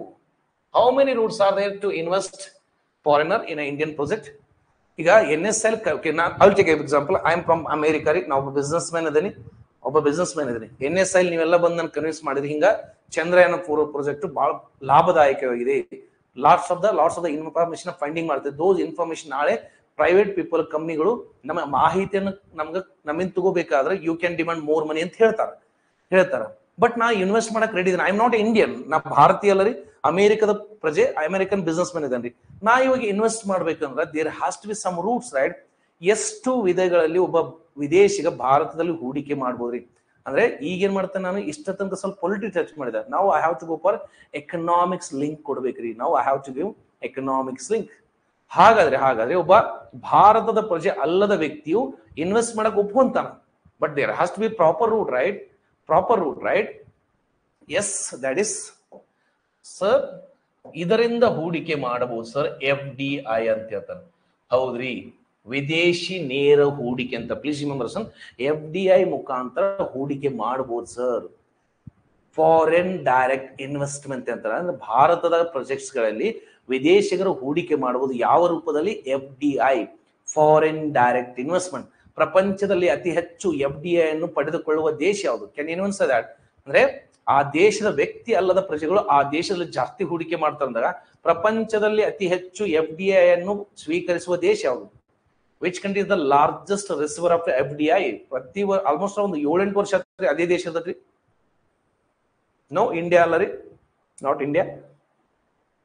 ಎಸ್, ಪ್ರಿಯಾ ಅವ್ರು ಹೇಳಿದಾರೆ ನೋಡಿ, ಸಿಂಗಪೂರ್ ರೀ, ಸಿಂಗಪೂರ್. ಅದಕ್ಕೆ ಸಿಂಗಪೂರ್ ಪಾಸ್ಪೋರ್ಟ್ ಸ್ಟ್ರಾಂಗ್ ಐತಿಲ್ರಿ. ಅಮೆರಿಕದಲ್ಲಿ ಇನ್ವೆಸ್ಟ್ ಮಾಡ್ತಾರ. ಅದಕ್ಕೆ ಸಭಾನವ್ರಿ, ಅಮೆರಿಕದ ಕಡೆ ರೊಕ್ಕ ಜಾಸ್ತಿ ಐತ್ರಿ, ಅವ್ರು ಬರೀ ಇನ್ವೆಸ್ಟ್ ಮಾಡಕ್ ಇಂಟ್ರೆಸ್ಟ್ ಪಡ್ತಾರ, ಇನ್ವೆಸ್ಟ್ ಮಾಡ್ತಾರೆ ಅವರು. ಅವರ ಬಂದು ಇನ್ವೆಸ್ಟ್ ಮಾಡ್ತಾರ. ಓಕೆ, ಸಿಂಗಪೂರಿ. ಅದಕ್ಕೆ ಬೇಕಾದ್ರೆ ನೋಡಿ, passport index, Henley passport index ಅಲ್ಲಿ ಸಿಂಗಪೂರ್ನ ಟಾಪ್ 3 ಇರ್ತದ್ರಿ, ಟಾಪ್ 3 ಇರ್ತದ್ರಿ. ಅದೇ ಟೈಪ್ 2023 ಬೆಸ್ಟ್ ಇಂಟರ್ನ್ಯಾಷನಲ್ ಏರ್ಪೋರ್ಟ್ ಬೇಕಾದ್ರೆ ತೆಗೆದು ನೋಡ್ಕೊಡ್ರಿ. ಚಾಂಗಿ ಇಂಟರ್ನ್ಯಾಷನಲ್ ಏರ್ಪೋರ್ಟ್ ಬರ್ಸಿನ್, ನಾನು GK ದಲ್ಲಿ ಬರ್ಸಿದೇನ್ರಿ. I have dictated in GK. 2023 best international airport ಅಲ್ಲಿ ಚಾಂಗಿ ಇಂಟರ್ನ್ಯಾಷನಲ್ ಏರ್ಪೋರ್ಟ್ ಸಿಂಗಪೂರ್ನ ಬರ್ತದೆ. ಯಾಕಂದ್ರೆ ಅತಿ ಹೆಚ್ಚು ವಿದೇಶಿಗರಲ್ಲಿ ಹೂಡಿಕೆ ಮಾಡಕ್ ಬಂದ್ ಹೋಗ್ತಾರ ಅಂದಾಗ ಒಳ್ಳೆ ಅಂತಾರಾಷ್ಟ್ರೀಯ ಏರ್ಪೋರ್ಟ್ ಇರ್ಬೇಕಲ್ಲ. ವಿದೇಶಿಗ ಭಾರತದಲ್ಲಿ ಹೂಡಿಕೆ ಮಾಡಬೇಕಾದ್ರೆ ಒಂದು ದಾರಿ ಇದೆ, ಅದಕ್ಕೆ FDI ಅಂತ ಹೇಳ್ತಾರೆ. FDI, that is foreign direct investment. ಹಾಗಾದ್ರೆ ಎಷ್ಟು ರೂಟ್ ಅದಾವ್ರಿ? Can you answer that? How many routes? ದಾರಿಗಳು ಎಷ್ಟದರಿ? ಸಾರಿ, ದಾರಿ ಅನ್ನಂಗಿಲ್ಲ, ಇದಕ್ಕೆ ವೇಸ್. ಒಬ್ಬ ವಿದೇಶಿಗ ಎಸ್ NSI ಬಂದು ನಾನು ಕನ್ವಿನ್ಸ್ ಮಾಡ್ತು, ನಾ ಏನಂತೇನೆ, yes I am ready to invest in Indian project, but it has to be come by procedure, right? ಒಂದು ವಿಧಾನದಲ್ಲಿ ಬರ್ಬೇಕಲ್ಲ. ಹಾಗಾದ್ರೆ ಎಷ್ಟು ವಿಧಗಳಲ್ಲಿ I can invest in Indian project as a non Indian? ನಾ ಭಾರತೀಯ ಪ್ರಜೆ ಅಲ್ಲ ಅಂದ್ರೆ ನಾ ಯಾವ ರೂಟ್ ದಾರಿಯಲ್ಲಿ ನಾ ಇನ್ವೆಸ್ಟ್ ಮಾಡ್ಬೋದ್ರಿ? How many ways are there? ದಾರಿ ಅಂತಂದ್ರೆ FDI ರೀ. ಆ FDI ಅಲ್ಲಿ ಎಷ್ಟು ರೂಟ್ಸ್ ಇದಾವ್ರಿ? ಇನ್ FDI also how many roots? In FDI also how many routes? In FDI also how many routes? Can anyone? ಯಾಕಂದ್ರೆ ನೀವು ಬರ್ಬೋದ್ರಿ ಒನ್ ಲೈನ್ ಆಗಿ. ನೋ, ಬರ್ಬೋದ್ರಿ ಕ್ವಶನ್ ಆಗಿ. Please remember some, in FDI also we have a mainly 2 routes. We have 2 routes. ಅಂದ್ರೆ ಒಂದು government route, please remember some, ಒಂದು ಸರ್ಕಾರದ ದಾರಿ. ಓಕೆ, ಸರ್ಕಾರದ ದಾರಿ. ಇನ್ನೊಂದೇನಂತ ಗೊತ್ತ್ರಿ? ಆಟೋಮೆಟಿಕ್ ರೂಟ್ ಅಂತ ಹೇಳ್ತಾರೆ ಸರ್, ಆಟೋಮೆಟಿಕ್ ರೂಟ್. ಪ್ಲೀಸ್ ಇದನ್ನ ಕ್ವಶನ್ ನ ಟ್ವಿಸ್ಟ್ ಮಾಡಿ ಕೇಳ್ತಾನ್ರಿ. ಅಂದ್ರೆ ಒಬ್ಬ sir FDI FDI sir, I think Nagaraj ಅವರೇ, 2 ದಾರಿ ಇದಾವ್ರಿ, 2 ದಾರಿ. ಓಕೆ, FDI ಅದನ್ನ ಹೇಳ್ತೇನ್ರಿ. ಓಕೆ, 2 ದಾರಿಗಳದು. ಅಂದ್ರೆ ಒಂದು ಸರ್ಕಾರದ ದಾರಿ, ಮತ್ತೊಂದ್ರೆ ಒಬ್ಬ ವಿದೇಶಿಗ ವ್ಯಕ್ತಿಯು ಭಾರತದಲ್ಲಿ ಹೂಡಿಕೆ ಮಾಡಬೇಕಾದ್ರೆ ಒಂದು ಮೇನ್ ದಾರಿ ಇದೆ, ಅದಕ್ಕೆ FDI ಅಂತ. ಅವ್ನು ಹೂಡಿಕೆ ಮಾಡುವ ವಿಧಾನವನ್ನು FDI ಅಂತ. ಆ FDI ಅಲ್ಲಿ ಅಂದ್ರೆ 2 ರೂಟ್ ಅದಾವ್ರಿ. ಹಾಗಾದ್ರೆ ಸರ್ ಗವರ್ಮೆಂಟ್ ರೂಟ್ ಅಂದ್ರೆ ಏನ್ ಗೊತ್ತ್ರಿ? What is meaning of government route? Government route ಅಂದ್ರೆ ಏನ್ರಿ? What is meaning of government route? Means government ಹೇಳ್ತದೆ ಅಂದ್ರೆ ಯಾವ project, which project you have to invest, which project ಅಂದ್ರೆ ಗವರ್ಮೆಂಟ್ ಹೇಳ್ತಾರೆ. ವರ್ಷ ಪ್ರಾಜೆಕ್ಟ್ ಗವರ್ಮೆಂಟ್ ಅನೌನ್ಸ್ ಮಾಡಿದ್ರೆ, ಓಕೆಪ್ಪ ನಾವು ಈ ಪ್ರಾಜೆಕ್ಟ್ ಅಲ್ಲಿ ವಿದೇಶಿಗರ ಹೂಡಿಕೆಯನ್ನು ಅನುಮತಿ ಕೊಡ್ತೀವಿ ಅಂತೇಳಿ government will decide certain areas. ಪ್ರತಿ ವರ್ಷ ಸರ್ಕಾರ ಹೇಳ್ತದೆ ಈ ರೂಟ್ ಅಂದ್ರ ಈ ಯೋಜನೆಗಳಲ್ಲಿ ವಿದೇಶಿಗರು ಕೂಡ ಹೂಡಿಕೆ ಮಾಡಬಹುದು ಅಂತ ಸರ್ಕಾರ ಹೇಳ್ತದ್ರಿ. And government is going to decide. ಏನ್ ಡಿಸೈಡ್ ಮಾಡ್ತದ್ರಿ? ಪರ್ಸೆಂಟೇಜ್, ಅಂದ್ರೆ ಎಷ್ಟು ಪ್ರತಿಶತ ಹೂಡಿಕೆ ಮಾಡಬೇಕು ವಿದೇಶಿಗರು ಆ ಪ್ರಾಜೆಕ್ಟ್ಸ್ ಗಳಲ್ಲಿ. ಎಲ್ಲಿ ಹೇಳ್ತಾರೆ? ಗವರ್ಮೆಂಟ್ ರೂಟ್ ಅಲ್ಲಿ ಹೇಳ್ತಾರೆ. Please remember. ಅದಕ್ಕೆ ನೆನಪಿಟ್ಕೊಡ್ರಿ, ಲಾಸ್ಟ್ ಇಯರ್ 2023 ಭಾರತ ಸರ್ಕಾರ ಭಾರತದ ಭವಿಷ್ಯದ ಬಾಹ್ಯಾಕಾಶ ಯೋಜನೆಗಳಲ್ಲಿ ವಿದೇಶಿಗರ 100% FDI ಅಲೋ ಮಾಡೈತ್ರಿ. ಏನ್ ಹೇಳ್ತಾರ ಗೊತ್ತ್ರಿ, ನೋಡಪ್ಪ ಪ್ರಾಜೆಕ್ಟ್ ಓನರ್ಶಿಪ್ ನಮ್ ಕಡೆನೇ ಇರ್ತೈತ್ರಿ, ನೀ ಇನ್ವೆಸ್ಟ್ ಮಾಡು, you can have a profit, you can ನಿನ್ ಪ್ರಾಫಿಟ್ ನೀ ತಗೊಂಡು ಹೋಗು. ಲೈಕ್ ಅಮೇರಿಕಾ, ನಾಸಾ ಅಮೇರಿಕ ಏನ್ ಮಾಡ್ದು ಗೊತ್ತ್ರಿ, ನಾಸಾದ ಎಷ್ಟೋ ಯೋಜನೆಗಳನ್ನ ಯಾರು ಕೊಡತ್ತಾರ, ಅವ್ರು ಎಲಾನ್ ಮಸ್ಕ್ ಕೊಡತ್ತಾರ. Because Elon Musk is the citizen of US, right? US, right? ಅಂದ್ರೆ ಸರ್ಕಾರದ ದಾರಿಯಲ್ಲಿ, ಸರ್ಕಾರದ ಹೇಳಿದ ಯೋಜನೆಗಳಲ್ಲಿ ವಿದೇಶಿಗರ ಹೂಡಿಕೆ ಮಾಡಬಹುದು. ಅದು ಪರ್ಸೆಂಟೇಜ್ ಡಿಸೈಡ್ ಮಾಡ್ತೀವಿ, ಅದು government. Example in 2023 Government of India have given 100% FDI in India's space project. ಭಾರತದ ಬಾಹ್ಯಾಕಾಶ ಯೋಜನೆಗಳಲ್ಲಿ ವಿದೇಶಿಗರು 100% ಹೂಡಿಕೆ ಮಾಡಬಹುದು, 100% ಹೂಡಿಕೆ ಮಾಡಬಹುದು. ಲಾಸ್ಟ್ ಇಯರ್ ಮತ್ತೊಂದು ಏನ್ ಮಾಡಿದ್ರಿ, ಡಿಫೆನ್ಸ್ ಅಲ್ಲಿ ಕೂಡ ನೀವು 100% ಹೂಡಿಕೆ ಮಾಡಬಹುದು. ಆದ್ರೆ ಓನರ್ಶಿಪ್ ಭಾರತ ಸರ್ಕಾರದ ಕಡೆನೇ ಇರ್ತದೆ. ನೀವು ಇನ್ವೆಸ್ಟ್ ಮಾಡು, ರಾಬತ್ತಿಗೂ ಹೋಗಂತ ಹೇಳ್ತಾರೆ. ಯಾಕಂದ್ರೆ something is better than nothing, right? Something is better than nothing, right? America ಅದನ್ನೇ ಮಾಡ್ತದ್ರಿ. They will always allow the private people in some science and technology investment. So that's why ಸರ್ಕಾರದ ದಾರಿಯಲ್ಲಿ ಸರ್ಕಾರದ ಹೇಳಿದ ಪ್ರಾಜೆಕ್ಟ್ಗಳಿಗೆ ಇನ್ವೆಸ್ಟ್ಮೆಂಟ್ ಮಾಡಬಹುದನ್ನ ಆ ಪರ್ಸೆಂಟೇಜ್ ಯಾರು decide ಮಾಡಿದ್ರಿ? ಸರ್ಕಾರನ ಡಿಸೈಡ್ ಮಾಡಿದೆ. Is it okay up to here? ಇಲ್ಲಿ ತನ ಓಕೆನಾ? Is it okay up to here? Is it okay up to here? Because very, very importantly, okay. Now, okay. Is it? How much percentage of FDI allowed in Indian media? ಭಾರತದ ಮೀಡಿಯಾಗಳಲ್ಲಿ ವಿದೇಶಿಯರ ಹೂಡಿಕೆ ಎಷ್ಟು ಬಿಟ್ಟಾರಿ? Is it? Bharat ಸರ್ಕಾರ 100% ವಿದೇಶಿಗರ ಹೂಡಿಕೆಯನ್ನು ಭಾರತದ ಮಾಧ್ಯಮಗಳಲ್ಲಿ ಬಿಡಬೇಕಾ? Please try to understand my question. Is it Government of India has to allow the foreign investment 100% in Indian media? ಭಾರತದ ಮಾಧ್ಯಮಗಳಲ್ಲಿ ವಿದೇಶಿಗರ 100% ಹೂಡಿಕೆ ಬಿಡಬೇಕಾ?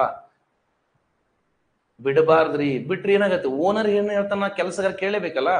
ಏನ್ ಮಾಡ್ತಾರೆ? ದೇಶದಲ್ಲಿ ಇದ್ಕೊಂಡು ದೇಶದ ಏಕತೆಗೆ ಧಕ್ಕೆ ತರ್ತಾರೆ. For example BBC news channel ರೀ, ಪ್ರೈಮ್ ಮಿನಿಸ್ಟರ್ ಆಫ್ ಇಂಡಿಯಾ ಪ್ರಧಾನಮಂತ್ರಿ ಬಗ್ಗೆ ಒಂದು ವಿಡಿಯೋ ಮಾಡಿದ್ರಿ, ಒಂದು ಎಪಿಸೋಡ್ ಮಾಡಿದ್ರು ನೋಡ್ರಿ. ಅವಾಗ ನಾನು ಆಸ್ ಅ ಇಂಡಿಯನ್ ನಾನು ಕೂಡ ಅದನ್ನ ಹೇಟ್ ಮಾಡಿದೆ. ಯಾಕಂದ್ರೆ ನಮ್ಮ ದೇಶದ ಪ್ರಧಾನಮಂತ್ರಿಗೆ ಹೊಗಳುವುದು ಬೈಯುವುದು ನನಗೆ ಮಾತ್ರ ಅಧಿಕಾರ ಇದೆ, ಬೇರೆ ದೇಶದವರಿಗೆಲ್ಲ ರೀ. Means I have the rights to criticise my prime minister because he is the prime minister of India, I am the citizen of India. But we will not entertain any outsider to criticise on my prime minister. ಅಂದ್ರೆ ನಮ್ಮ ದೇಶದ ಪ್ರಧಾನ, ನಮ್ಮಲ್ಲಿ ಏನೋ difference ಇಲ್ರಿ, because he is the prime minister of India and I am the citizen of India. ನಮಗೈತೆ rights, ವಿದೇಶಿಗರಿಗಿಲ್ಲ ಅಂತ ಹೇಳ್ತಾರೆ. ಅಂದ್ರೆ ಭಾರತ ಮೀಡಿಯಾದಲ್ಲಿ 100% ಬಿಡಬಾರ್ದ್ರಿ. ಬಿಟ್ರಿ ಏನಾಗತ್ರಿ? ನಮ್ಮಲ್ಲಿ ಎದ್ಕೊಂಡು ನಮ್ಮ ಏಕತೆನ ಒಡ್ಯಾಕ್ ಟ್ರೈ ಮಾಡ್ತಾರೆ. ನಮ್ಮಲ್ಲೇ ಎದ್ಕೊಂಡು ದೇಶದ ಅಗೇನೆಸ್ಟ್ ಇಲ್ಲತ್ತಂದ್ರೆ ಯಾವ್ದಾರ ಒಂದು ಪಕ್ಷದ ಅಜೆಂಡಾ ಇಟ್ಕೊಂಡು. ಇಲ್ಲಿ ನೋಡ್ರಿ, ಕರ್ನಾಟಕದಲ್ಲಿ ನೋಡ್ರಿ, ಎಲ್ಲಾ ಪೊಲಿಟಿಕಲ್ ಪಾರ್ಟಿದು ಒಂದೊಂದು ಮೀಡಿಯಾ ಅದು. ಅವ್ರು ಇವ್ರ ವಿರುದ್ಧ ತೋರಿಸ್ತಾರೆ, ಇವ್ರು ಅವ್ರ ವಿರುದ್ಧ ತೋರಿಸ್ತಾರೆ. ಮತ್ತೆ ನ್ಯೂಟ್ರಲ್ ಯಾರು? ಪ್ರಜಾಪ್ರಭುತ್ವದ 4ನೇ ಸ್ತಂಭ ಅಂತ ಹೇಳ್ತಾರೆ ಮೀಡಿಯಾಗೆ.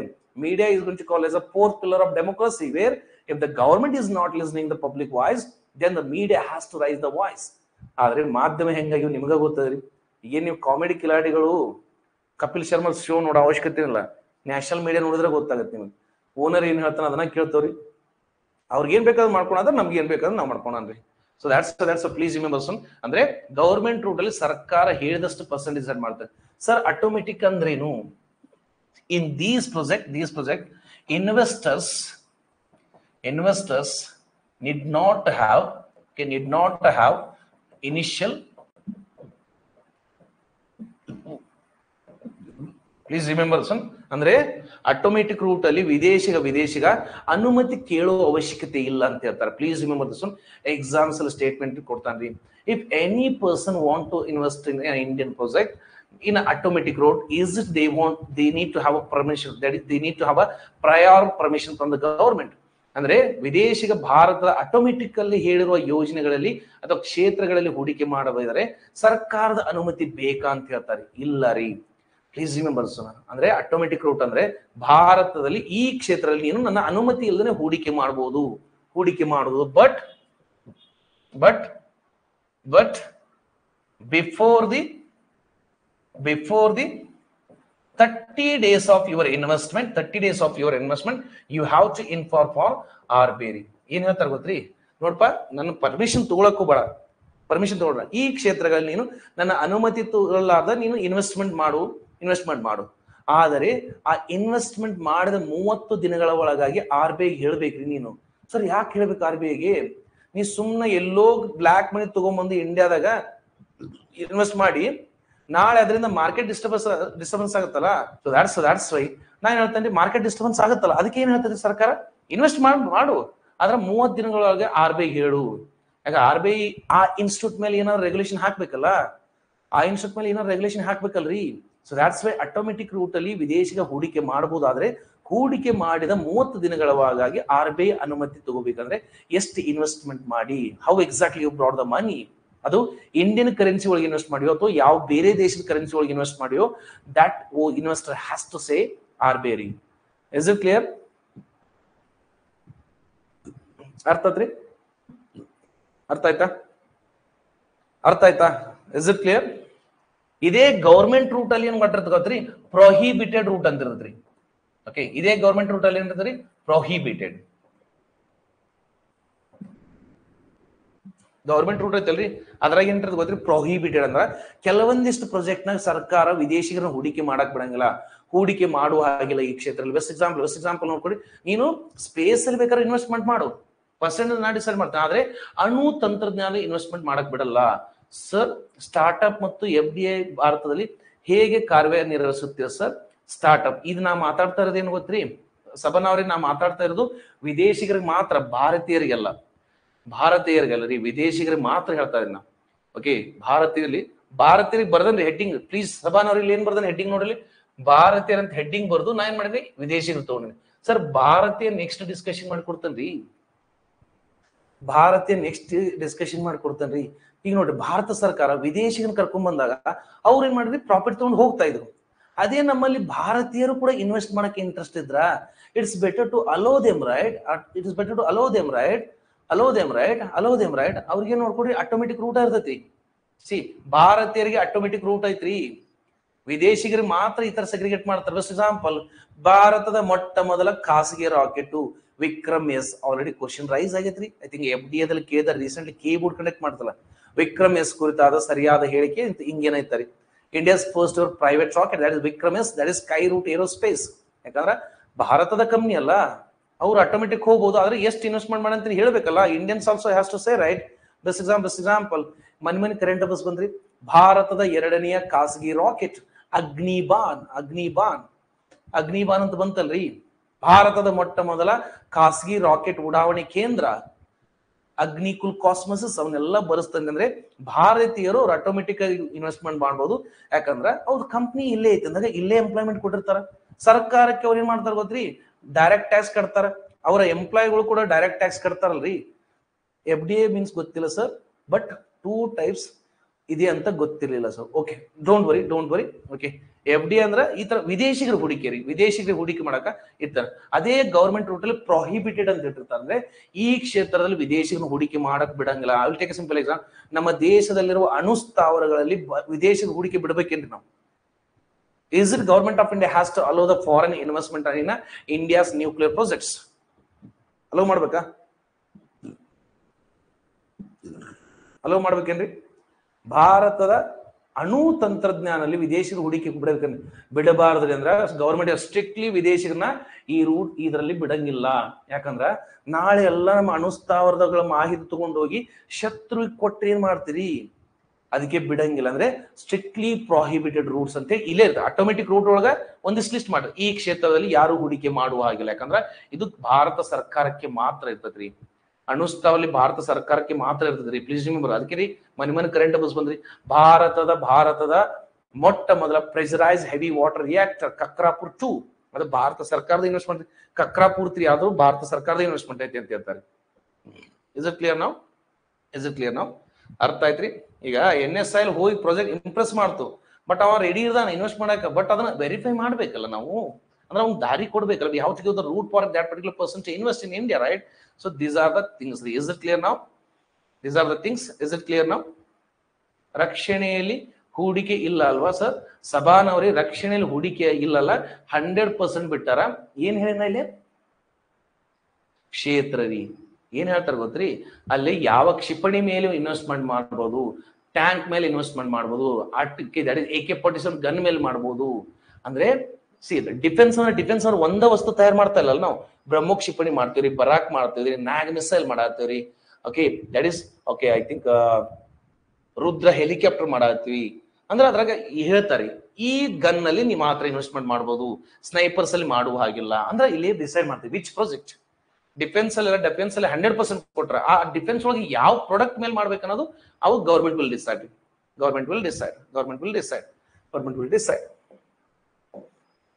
Okay, government will decide. I hope ಅರ್ಥ ಆಗ್ತದೆ ಅನ್ಕೊಂತೇನೆ. ಓಕೆ, ನೇಚರ್ ಅಂದ್ರೆ ಅದರ ಲಕ್ಷಣದ ಮೇಲೂ ಒಂದಿದೆ ರೀ. ನೇಚರ್ ಅಂದ್ರೆ ಕೇಳ್ಬೋದು, ನಿಮ್ಮ ಎಕ್ಸಾಮಿನೇಷನ್ ಕೇಳ್ರಿ. FDI versus FPI. I think Nagaraj ಅವರೇ ಇನ್ನು ಮುಂದೆ ನೀವು ಟೈಪ್ ಮಾಡಿದ್ರೆ ಅದು ಬಂತು ನೋಡ್ರಿ ಕಾನ್ಸೆಪ್ಟ್. ನಾಗರಾಜ್ ಅವರೇ ನೀವು ಆಗಲೇ ಹೇಳಿದ್ರಿ FDI ಅಂಡ್ FPI ಅಂತ ಹೇಳಿದ್ರಿ. ನೆನಪಿಟ್ಕೊಳ್ರಿ, ಎರಡು ಟೈಪ್ ಅದಾವ್ರಿ. ಎರಡು ಟೈಪ್ ಅಂದಾಗ ನೇಚರ್ ಅದರ ಲಕ್ಷಣದ ಮೇಲೆ ಎರಡು. ಕನ್ಫ್ಯೂಸ್ ಆಗಕ್ ಹೋಗ್ಬೇಡ್ರಿ. FDI ಅಂತಂದ್ರೆ ವಿದೇಶಿಗಳು ಹೂಡಿಕೆ ಮಾಡ್ಬೇಕು, ಇದು ಕೂಡ ವಿದೇಶಿಗಳು ಹೂಡಿಕೆ ಮಾಡ್ತಾರೆ. But nature is different. FDI ಅಂದ್ರೆ ಫಾರಿನ್ ಡೈರೆಕ್ಟ್ ಇನ್ವೆಸ್ಟ್ಮೆಂಟ್ ಅಂದ್ರೆ ವಿದೇಶಿಯ ನೇರ ಹೂಡಿಕೆ. ಅದರಲ್ಲಿ ಎರಡು ರೂಟ್ ಅದ ಅಂತ ಹೇಳಿದ್ರಿ. ಫಾರಿನ್ ಪೋರ್ಟ್ಫೋಲಿಯೋ ಇನ್ವೆಸ್ಟ್ಮೆಂಟ್ ಅಂದ್ರೆ ವಿದೇಶಿ ಪೋರ್ಟ್ಫೋಲಿಯೋ ಅಂತ ಹೇಳ್ತಾರೆ. ಪೋರ್ಟ್ಫೋಲಿಯೋ ಅಂತ ಹೇಳಿದ್ರೆ ವಿದೇಶಿ ಪೋರ್ಟ್ಫೋಲಿಯೋ ಹೂಡಿಕೆ ರೀ. ಅಂದ್ರೆ ಎರಡು ನೇಚರ್ ಮೇಲೆ 2 ಡಿಫ್ರೆಂಟ್ ಟೈಪ್ಸ್ ಅದಾವ್ರಿ. ನೇಚರ್ ಅಲ್ಲಿ ನೋಡ್ಕೊಡ್ರಿ 2 ಡಿಫ್ರೆಂಟ್ ಟೈಪ್ಸ್ ಅದಾವ್ರಿ ನೇಚರ್ ಮೇಲೆ. FDI ಮತ್ತು FPI ಅಂತ ಹೇಳ್ತಾರೆ, ಫಾರಿನ್ ಪೋರ್ಟ್ಫೋಲಿಯೋ ಇನ್ವೆಸ್ಟ್ಮೆಂಟ್. ಸರ್ ಇವೆರಡೂ ನಡುವೆ ಡಿಫ್ರೆನ್ಸ್ ಏನ್ರಿ? ಸರ್ ಎರಡೂ ನಡುವೆ ಡಿಫ್ರೆನ್ಸ್ ವೆರಿ ವೆರಿ ಇಂಪಾರ್ಟೆಂಟ್. ನಿಮ್ಮ ಎಕ್ಸಾಮಿನೇಷನ್ ಕೇಳ್ಬೋದ್ರಿ. ಈ ಎರಡೂ ಹೂಡಿಕೆಯಲ್ಲಿ ಡಿಫ್ರೆನ್ಸ್ ಏನ್ ಗೊತ್ತ್ರಿ? ಇಲ್ಲಿ ನೋಡ್ರಿ, ಈ ತರದ ಪ್ರಾಜೆಕ್ಟ್ ಅಂದ್ರೆ ಈ ತರದ ಹೂಡಿಕೆ ಏನಿರ್ತಾವ್ರಿ, ಲಾಂಗ್ ಟರ್ಮ್ ಇರ್ತಾವ್ರಿ. ಪ್ಲೀಸ್ ರಿಮೆಂಬರ್ಸ್ ಅಂದ್ರೆ ಇವೆಲ್ಲ ನೋಡ್ಕೊಡಿ ದೀರ್ಘಾವಧಿ ಇರ್ತಾವ್ರಿ. ದೀರ್ಘಾವಧಿ ಅಂದ್ರೆ ಈ ತರ ಹೂಡಿಕೆಗಳು ಏನಿರ್ತಾವ ದೀರ್ಘಾವಧಿ ಇರ್ತಾವ್ರಿ. ಬಸ್ ಎಕ್ಸಾಮ್ ಸರ್ಕಾರ ಏನ್ ಹೇಳ್ತ ಗೊತ್ತ್ರಿ? ನೋಡಪ್ಪ, ಭಾರತ ಹೆದ್ದಾರಿ ಕನ್ಸ್ಟ್ರಕ್ಷನ್ ಮಾಡಾತತಿ, ಹೈವೇ ಕನ್ಸ್ಟ್ರಕ್ಷನ್ ಮಾಡತಿ, ಯಾರಾದ್ರೂ ವಿದೇಶಿಗರು ಹೂಡಿಕೆ ಮಾಡ್ರಿ ಅಂತ ಹೇಳ್ತದೆ. ಅವ ಏನ್ ಮಾಡ್ತಾನೆ, FDI ಹೂಡಿಕೆ ಮಾಡ್ಯಾನ. ರೋಡ್ ಏನು ಒಂದ ರಾತ್ರಿ ಒಳಗಾಗತ್ತೆ? ನಾವೇನ್ ಜಗನಾಚಾರ್ಯ ಏನೇನ್ ರಾತ್ರಿ ಒಂದ ನೈಟ್ನಾಗ 20 ಕಿಲೋಮೀಟರ್ 30 ಕಿಲೋಮೀಟರ್ ರೋಡ್ ಆಗಕ್ಕ? It will take a time, right? ಅವ್ ಇವತ್ತು ಹೂಡಿಕೆ ಮಾಡಿ ನಾಳೆ ತಕೊಂಡಂತಂದ್ರ ಪ್ರಾಜೆಕ್ಟ್ ವಿಲ್ ಸ್ಟಾಪ್. ಅವಾಗ ಎಷ್ಟೋ ಜನ ಎಂಪ್ಲಾಯ್ಮೆಂಟ್ ಇದಾಗ್ತಾರೆ. Sir foreign portfolio and foreign instrumental investment ಎರಡೂ ಒಂದೇ meaning. Foreign portfolio and foreign instrumental investment ಎರಡೂ ಒಂದೇ ಮೀನಿಂಗ್ ರೀ. ನಾಗರಾಜ್ ಅವರೇ ಎರಡೂ ಒಂದೇ ಮೀನಿಂಗ್ ರೀ. ಎರಡೂ ಒಂದೇ ಮೀನಿಂಗ್ ಇದ್ರಿ. ಓಕೆ, ಇನ್ಸ್ಟಿಟ್ಯೂಷನಲ್ ಅಂತ ಎದಕ್ಕೆ ಹೇಳ್ತಾರೆ ಗೊತ್ತ್ರಿ? ಕೆಲವೊಂದಿಷ್ಟು ಕ್ಷೇತ್ರಗಳು ಲೈಕ್ ಶೇರ್ ಮಾರ್ಕೆಟ್ಸ್ ಅಂದ್ರೆ ಇನ್ಸ್ಟಿಟ್ಯೂಷನ್, ಶೇರ್ ಮಾರ್ಕೆಟ್ ಅಂತಲೇ ಇನ್ಸ್ಟಿಟ್ಯೂಷನ್ ಅಂತ ಹೇಳ್ತೀರಿ. ಸೊ ಪ್ಲೀಸ್ ರಿಮೆಂಬರ್, ಅಂದ್ರೆ FDI ಅಂತ ಬಂದಾಗ ಇದು ಲಾಂಗ್ ಟರ್ಮ್ ಇರ್ತದ್ರಿ. ಇವತ್ತು ಹೆದ್ದಾರಿಗೆ ರೊಕ್ಕ ಹಾಕಿ ನಾಳೆ ತಕೊಂಡ್ರ project will not move, right? Because ಒಂದೇ ನೈಟ್ ಆಗಲ್ಲ. ಅದೇ ಫಾರಿನ್ ಪೋರ್ಟ್ಫೋಲಿಯೋ ಏನ್ ಗೊತ್ತ್ರಿ? ಇದು ಶಾರ್ಟ್ ಟರ್ಮ್ ರೀ. ಶಾರ್ಟ್ ಟರ್ಮ್ ಅಂದ್ರ ಇಲ್ಲಿ ನೋಡ್ರಿ, ನಾನು ಕುತ್ಕೊಂಡು ಏನ್ ಮಾಡ್ತೇನೆ ಗೊತ್ತ್ರಿ? ನಾನು ಶೇರ್ ಮಾರ್ಕೆಟಿಂಗ್ ಮಾಡ್ತೀನಿ ಅನ್ಕೋತೀನಿ, ಟ್ರೇಡಿಂಗ್ ಮಾಡ್ತೀನಿ. ಎಲ್ಲಾನು ಮಸ್ಕ್ ಏನ್ ಆತ ಗೊತ್ತ್ರಿ? ನೋಡಪ್ಪ, ನನ್ನ ಕಂಪ್ನಿ ಬಾಳ ಟ್ರೆಂಡಿಂಗ್ ಒಳಗೆ ಹೋಗ್ತಾ ಇದೆ. ನನ್ನ ಕಂಪ್ನಿ 50 ಅಂದ್ರೆ 100 ರೂಪಾಯಿ ಪ್ರಾಜೆಕ್ಟ್ ಐತಿ. ಆ 100 ರೂಪಾಯಿ ಇಲ್ಲಿ ನನ್ನ ಕಡೆ 50 ರೂಪಾಯಿ ಐತಿ. ಇನ್ನ 50 ರೂಪಾಯಿ I am expecting the investment. ಅವಾಗ ಏನ್ ಹೇಳ್ತಾರೆ ಗೊತ್ತ್ರಿ? ಅವಾಗ ಏನ್ ಹೇಳ್ತಾರೆ, ನಾನು ಇನ್ವೆಸ್ಟ್ ಮಾಡಕ್ ರೆಡಿ ಇರ್ತೇನೆ, but I need to have money, right? ಏನ್ ಹೇಳ್ತಾರ, ನನ್ನ ಒಂದು ಎಲಾನ್ ಮಸ್ಕ್ ಶೇರ್ಸ್ಗೆ ನಾನು ನಿಮಗೆ 100 ರೂಪಾಯಿ ಕೊಡ್ತೇನೆ. ನೀವು 1 ವರ್ಷ 1 2 ದಿನ 3 ದಿನ ಬಿಟ್ಟು ಬಂದಾದ್ಮೇಲೆ ಆ 100 ರೂಪಾಯಿಗೆ 10 ರೂಪಾಯಿ ಎಕ್ಸ್ಟ್ರಾ ಹಾಕಿ ಕೊಡ್ತೇನೆ ಅಂತ ಇರ್ತಾನೆ. ಬಟ್ ಅವಾಗ ನಾ ಏನ್ ಮಾಡ್ತೇನೆ ಗೊತ್ತ್ರಿ? ಅದನ್ನ ಇನ್ನೊಬ್ರಿಗೆ ಮಾರ್ಬೋದಲ್ಲ. ಬಿಟ್ ಎಲಾನ್ ಮಸ್ಕ್ ವ್ಯಾಲ್ಯೂ ಜಾಸ್ತಿ ಆದಂಗ ಏನ್ ಮಾಡ್ತೀವಿ, ಎಲಾನ್ ಮಸ್ಕ್ 50 ಶೇರ್ಸ್ ಮಾರಿಬಿಡ್ತಾನೆ. ಸಡನ್ಲಿ ಈಗ ಇನ್ನೊಬ್ಬ ಬಿಸ್ನೆಸ್ ಮ್ಯಾನ್ ಒಂದು ಶೇರ್ಸ್ ಪರ್ಚೇಸ್ ಮಾಡ್ಬೇಕಂತ ಇರ್ತಾನೆ. ಬಿಕಾಸ್ ಅವ್ನ ಮಾರ್ಕೆಟ್ ಏರ್ತಾ ಇದ್ರಿ, but he is not having any shares. ಎಲ್ಲ ಇದ್ದಿದ್ದೆಲ್ಲ ಕೊಟ್ಬಿಟ್ಟಾನ. ಅವಾಗ ನಾ ಏನ್ ಮಾಡ್ತೇನೆ ಗೊತ್ತ್ರಿ? ಒಂದು ಎಲಾನ್ ಮಸ್ಕ್ ಶೇರ್ಸ್ಗೆ ಈಗ ಮಾರ್ಕೆಟ್ ನಾಕ್ ಖರೀದಿ ಮಾಡಿದೆ ಅಷ್ಟು 100 ರೂಪಾಯಿ. ಬಟ್ ಇವಾಗ ಎಷ್ಟು ಕಾಸ್ಟ್ ಆಗ್ತಾ ಇದೆ? ಅದು 150 170 ರೂಪಾಯಿ ಅಂದಾಗ ಆಬ್ವಿಯಸ್ಲಿ ಏನ್ ಮಾಡ್ತಾನೆ, ಸಡನ್ಲಿ ನಾನು ಶೇರ್ಸ್ ನ ನಿಮಗ್ ಕೊಟ್ಬಿಡ್ತಾನೆ. ಅಂದ್ರೆ I can sell my shares at any time. ಅದಕ್ಕೆ ಶಾರ್ಟ್ ಟರ್ಮ್ ಇರ್ತದ್ರಿ. ನೀವೇನ್ ಮಾಡ್ತೀರಿ ಗೊತ್ತ್ರಿ? ಈಗ ನಾ ರೈಲ್ವೆ ಟಿಕೆಟ್ ಬುಕ್ ಮಾಡಿದೆ, IRTC ಒಳಗೆ ರೈಲ್ವೆ ಟಿಕೆಟ್ ಬುಕ್ ಮಾಡಿಬಿಟ್ರೆ ನಿನ್ನ ಜರ್ನಿ ಸ್ಟಾರ್ಟ್ ಆಗತ್ತ ಅನ್ನೋ ಕನ್ಫರ್ಮ್ ಇಲ್ಲಲ್ಲ. ನಾಳೆ ಟಿಕೆಟ್ ಕ್ಯಾನ್ಸಲ್ ಮಾಡ್ಬೋದು. ಅಡ್ವಾನ್ಸ್ ನೀ ರೈಲ್ವೆ ಡಿಪಾರ್ಟ್ಮೆಂಟ್ ಕೊಟ್ಟಿ ಮನಿಗೆ. ಓಕೆ, 100 ರೂಪಾಯಿ ನಾ ಟಿಕೆಟ್ ಬುಕ್ ಮಾಡಿದೆ ಅಂತ ಕೊಡ್ರಿ. But I am having a journey in 3 or 4 days. But ಇನ್ನೂ ಜರ್ನಿ ಸ್ಟಾರ್ಟ್ ಆಗಿಲ್ಲಲ್ಲ. ಅವಾಗ ನಾನು 100 ರೂಪಾಯಿ ಕೊಟ್ಟಾಗ suddenly I want to cancel ticket. ಅವಾಗ 100 ರೂಪಾಯಿ ತಗೊಂಡು ಏನ್ ಮಾಡಿರ್ತಾರೆ ಗೊತ್ತ್ರಿ, ನಿನ್ನ ಜರ್ನಿ ಸ್ಟಾರ್ಟ್ ಆಗತ್ತ ಆ ರೊಕ್ಕ ತಗೊಂಡು ಇಲ್ಲಿ ಹಾಕಿರ್ತಾರೆ ಅವರು. ದಟ್ ಇಸ್ ಶೇರ್ ಮಾರ್ಕೆಟ್ ಅಲ್ಲಿ ಹಾಕಿರ್ತಾರೆ. Example share market. ನೀವು ಸಡನ್ಲಿ ಟಿಕೆಟ್ ಕ್ಯಾನ್ಸಲ್ ಆಗ್ಬಿಡ್ಲಿ ಏನೋ ರೊಕ್ಕ ಇರ್ತೈತಿ ಏನೋ ಒಂದ್ ಕಡೆ, ಇಲ್ಲಲ್ಲ. ಅವಕ್ಕೆ ಏನ್ ಹೇಳ್ತಾನ, okay your amount will be means refund amount will be credited in 3 to 4 days banking 3 to 4 days of bank working days ಅಂತ ಆಗ್ತಾನೆ. ಯಾಕಂದ್ರೆ ಅವ್ನ ಕಡೆ ರೊಕ್ಕನ ಇಲ್ಲ ನಿಂದು, ನಿನ್ ಜರ್ನಿ ಸ್ಟಾರ್ಟ್ ಆಗತ್ತಾನೆ. You have given advance money. ನಾ ರೊಕ್ಕ ಕೊಟ್ಟನೆ ಅಂತೇಳಿ ಹೋಗಿ ಓಕೆ ಸೀಟ್ ಕಿತ್ಕೊಂಡ್ ಬಂದಿರಿ ನೀವು, ಇಲ್ಲಲ್ಲ, ಜಸ್ಟ್ ಪ್ರಾಫಿಟ್ ಮೇಕಿಂಗ್ ಅಂತ ಹೇಳ್ತಾರೆ. ಅದಕ್ಕೆ ನಿಮ್ಗೆ ಏನ್ ಮಾಡ್ತಾರೆ, ಯಾಕಂದ್ರೆ ನೀವು ಟಿಕೆಟ್ ಬ್ಲಾಕ್ ಮಾಡಿರ್ತಿಲ್ಲ, ಇನ್ನೊಬ್ಬ ಪ್ಯಾಸೆಂಜರ್ ಟಿಕೆಟ್ ತಗೊಂತಿರ್ತಾನೆ, ಬಟ್ ನಾವು you guys have okay block the ticket right. ಅದಕ್ಕೆ ಏನ್ ಮಾಡ್ತಾನೆ, ಅವಂದು ಸ್ವಲ್ಪ ಏನ್ ಮಾಡ್ತಾನೆ, ಪರ್ಸೆಂಟೇಜ್ ಡಿಸೈಡ್ ಮಾಡ್ತಾರೆ, ಗವರ್ಮೆಂಟ್ ವಿಲ್ ಡಿಸೈಡ್. ಅವಂದು ಸ್ವಲ್ಪ ಪರ್ಸೆಂಟೇಜ್ ಕಟ್ ಮಾಡ್ಕೊಂಡು ನಿಮ್ಗೆ ರಿಫಂಡ್ ಮಾಡ್ತಾನ್ರಿ. ಆ ರಿಫಂಡ್ ಅವತ್ತು ಹಾಕಲ್ವಾ 3 to 4 days, ಯಾಕಂದ್ರೆ your money have been invested somewhere. ಅದಕ್ಕೆ ಬ್ಯಾಂಕ್ ಏನ್ ಮಾಡ್ತದೆ ಗೊತ್ತ್ರಿ, ನಿಮ್ಮ ಅಕೌಂಟ್ನಾಗ ಏನ್ ಮಾಡ್ತೀರಿ, ಒಂದು 1,00,000 ರೂಪಾಯಿ ನಿಮ್ಮ ಅಕೌಂಟಿಗೆ ಬಂತ ತಿಳ್ಕೊಡ್ರಿ, ನೀವು ಇಮಿಡಿಯೇಟ್ಲಿ ಅಂದ್ರೆ ಫಂಡ್ ಟ್ರಾನ್ಸ್ಫರ್ ಮಾಡಕ್ ಸ್ಟಾರ್ಟ್ ಮಾಡ್ತೀವಿ, ಫೋನ್ ಪೇ ಮಾಡಕ್ ಸ್ಟಾರ್ಟ್ ಮಾಡ್ತೀವಿ, 20,000 30,000 ಹಿಂಗ್ ಟ್ರಾನ್ಸ್ಫರ್ ಮಾಡ್ತೀವಿ. ಸಡನ್ಲಿ ಬ್ಯಾಂಕ್ ಏನಂದ್ ಬರ್ತದೆ ಗೊತ್ತ್ರಿ, sorry sir you have exceeded the limit. ಅಲ್ಲೋ ದೋಸ್ತು 1,00,000 ರೂಪಾಯಿ ಒಂದಿನಕ್ಕೆ ಮಾಡ್ಬೋದು ಅಂತ ಕೊಟ್ಟಿ, ಅದೇ ನೀ ಎಕ್ಸ್ಪೈರ್ ಆಗೈತೆ ಅಂತ ಹೇಳ್ತೀನಿ, ನೀವು ಫ್ರಸ್ಟ್ರೇಷನ್ ಬ್ಯಾಂಕ್ ಕಾಲ್ ಮಾಡ್ತೀವಿ, ಏನು ಸರ್ ಹಿಂಗ ಅನ್ನತ್ತೀವಿ. ಇಲ್ಲ ಸರ್ ಸ್ವಲ್ಪ ಸರ್ವರ್ ಡೌನ್ ಐತಿ ತಡೀರಿ ಅಂತೇಳಿ. ಯಾಕೆ 1,00,000 ರೂಪಾಯಿ ನಿನ್ನ ಅಕೌಂಟಿಗೆ ಬಿದ್ದೈತಿ ಅಂದಾಗ 1 ತಾಸು ದುಡ್ಡು ದುಡಿಸ್ಬೋದಲ್ಲ. Bank can have profit from that money right. ಅದಕ್ಕೇನ್ ಮಾಡಿರ್ತಾರ, ನಿಮ್ಗೆ ಏನಂತಾರೆ, ಇಲ್ಲ ಸರ್ವರ್ ಡೌನ್ ಇದೆ 3 to 4 hours you have to wait ಅಂತ ಹೇಳ್ತಾರೆ. ಆ 3-4 ತಾಸ್ನಾಗ ಇನ್ವೆಸ್ಟ್ಮೆಂಟ್ ಮಾಡಿರ್ತಾರೆ ಶೇರ್ ಮಾರ್ಕೆಟ್ನಾಗ ರೀ, ಶೇರ್ ಮಾರ್ಕೆಟ್ ನೀವು. ಅದಕ್ಕೆ ನೀವು ಆನ್ಲೈನ್ ಏನೇ ಮಾಡ್ಬೇಕಾದ್ರೆ ಫೋನ್ ಪೇ ಗೂಗಲ್ ಪೇ ಹೆಂಗ್ ನಾಟಕ ಮಾಡ್ತಾ ನೋಡಿಲ್ಲ. I have my own bank ನಂದರಿ. I'll take my own example.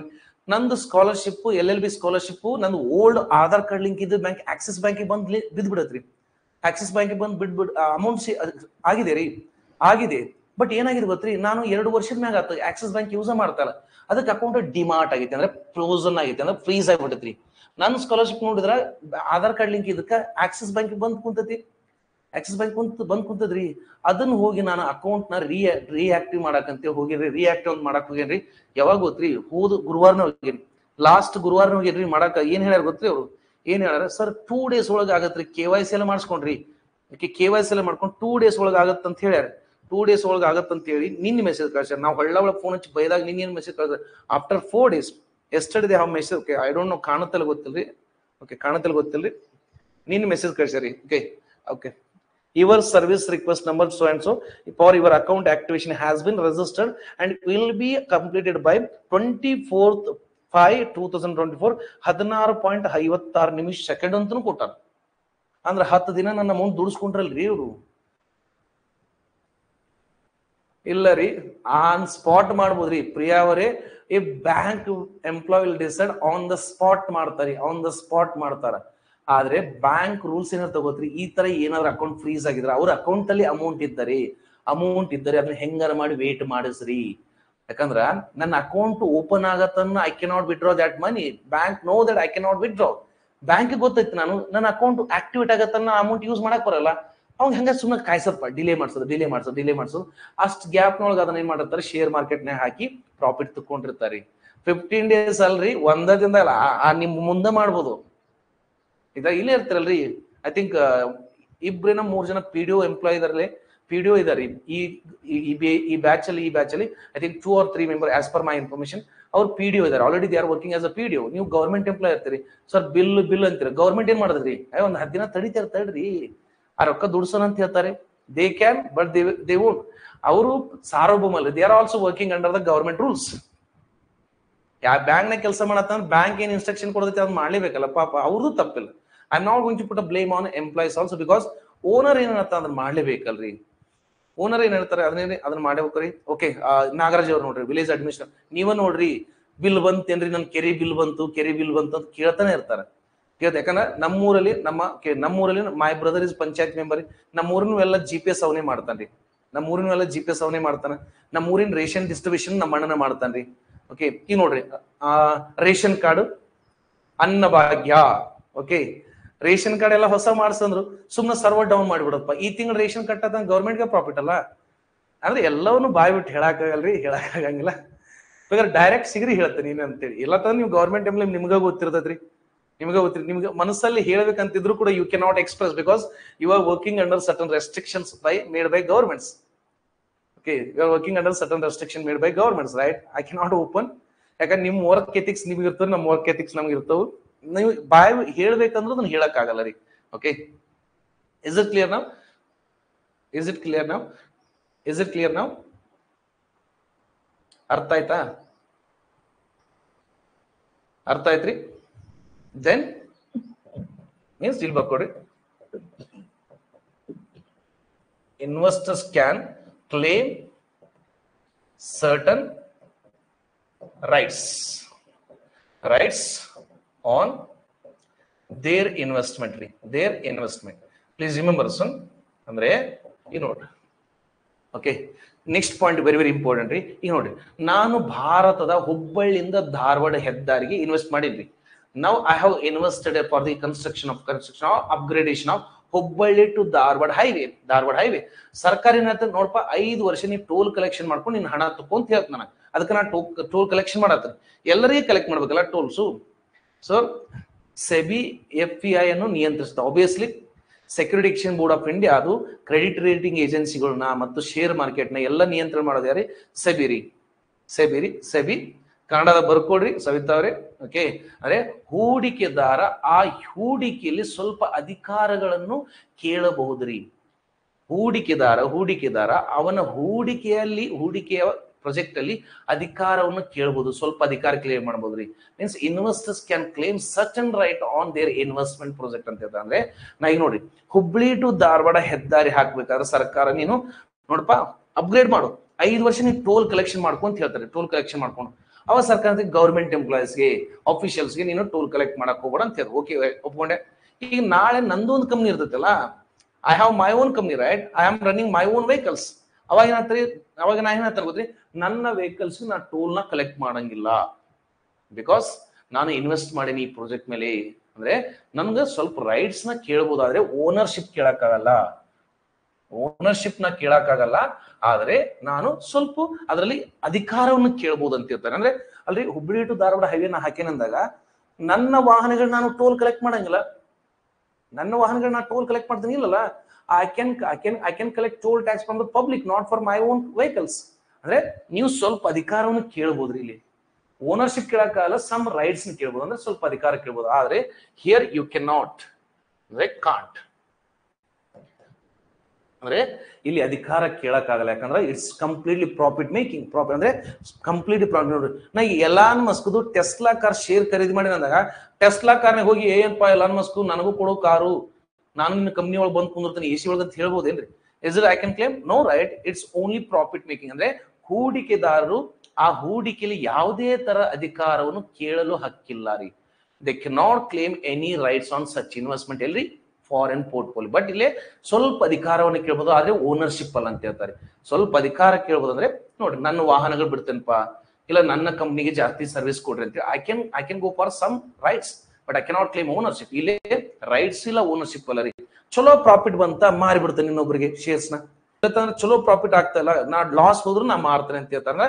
Once they have release the shares, ಅದು ಲಾಸ್ ಆದ್ರೂ ನಿಮ್ಗೆ ಪ್ರಾಫಿಟ್ ಆದ್ರೂ ನಿಮ್ಗೆ ಅಂತ ಹೇಳ್ತಾರೆ. I cannot claim any rights ಅಂತ ಹೇಳ್ತಾರೆ. ಅಂದ್ರೆ ಇಲ್ಲಿ ಯಾವುದೇ ನಾವು ಅಧಿಕಾರಗಳನ್ನ ಕೇಳಕ್ಕಾಗಲ್ಲ. ಇಲ್ಲಿ ಸ್ವಲ್ಪ ಅದ್ರ ಕೇಳ್ಬೋದು, ಅಂದ್ರೆ ಓಕೆ ಮಾಲೀಕತ್ವ ಕೇಳಕ್ಕಾಗಲ್ಲ, ಬಟ್ ಸಮ್ ರಿಲ್ಯಾಕ್ಸೇಷನ್ ಕೇಳ್ಬೋದ್ರಿ. ಇಸ್ ಇಟ್ ಕ್ಲಿಯರ್ ನಾವು? ಅರ್ಥ ಆಯ್ತಾ? ಇಸ್ ಇಟ್ ಕ್ಲಿಯರ್ ನಾವು? ಇಸ್ ಇಟ್ ಕ್ಲಿಯರ್ ನಾವು? ಅರ್ಥ ಆಯ್ತಾ? ಅದಕ್ಕೆ ಹೇಳ್ತೇನ್ರಿ, ನಾ ಏನೇ ತಗೊಂಡ್ರಿ ಇದೇ ತರ ಟಾಪಿಕ್ ಮಾಡೋರಿ. ನಾವು this is the final stage ಬಂತ್ರಿ. ಈಗ ಬಂದ್ ನೋಡ್ರಿ, ಇವೆಲ್ಲ ದಾರಿ ಆಯ್ತು. ಓಕೆ, ಗವರ್ಮೆಂಟ್ ಏನಾಯ್ತು, ಹೌದಪ್ಪ ಇವ್ ಕರೆಕ್ಟ್ ಆಗಿ ಇನ್ವೆಸ್ಟ್ಮೆಂಟ್ ಮಾಡತ್ತಾನ, yes we can allow him. ಈಗ ಇವನ ಅಲೋ ಹಿಮ್ ಅಂತ ಹೇಳಿದ್ರು. ಓಕೆ, ಇವನ್ ಅಲೋ ಮಾಡ್ತಾನೆ ಅಂತ ಹೇಳಿದ್ರು, ಇವನ್ ಅಲೋ ಮಾಡ್ತಾನೆ ಅಂತ ಹೇಳಿದ್ರಿ. ನೆಕ್ಸ್ಟ್ ಏನ್ ಗೊತ್ತ್ರಿ?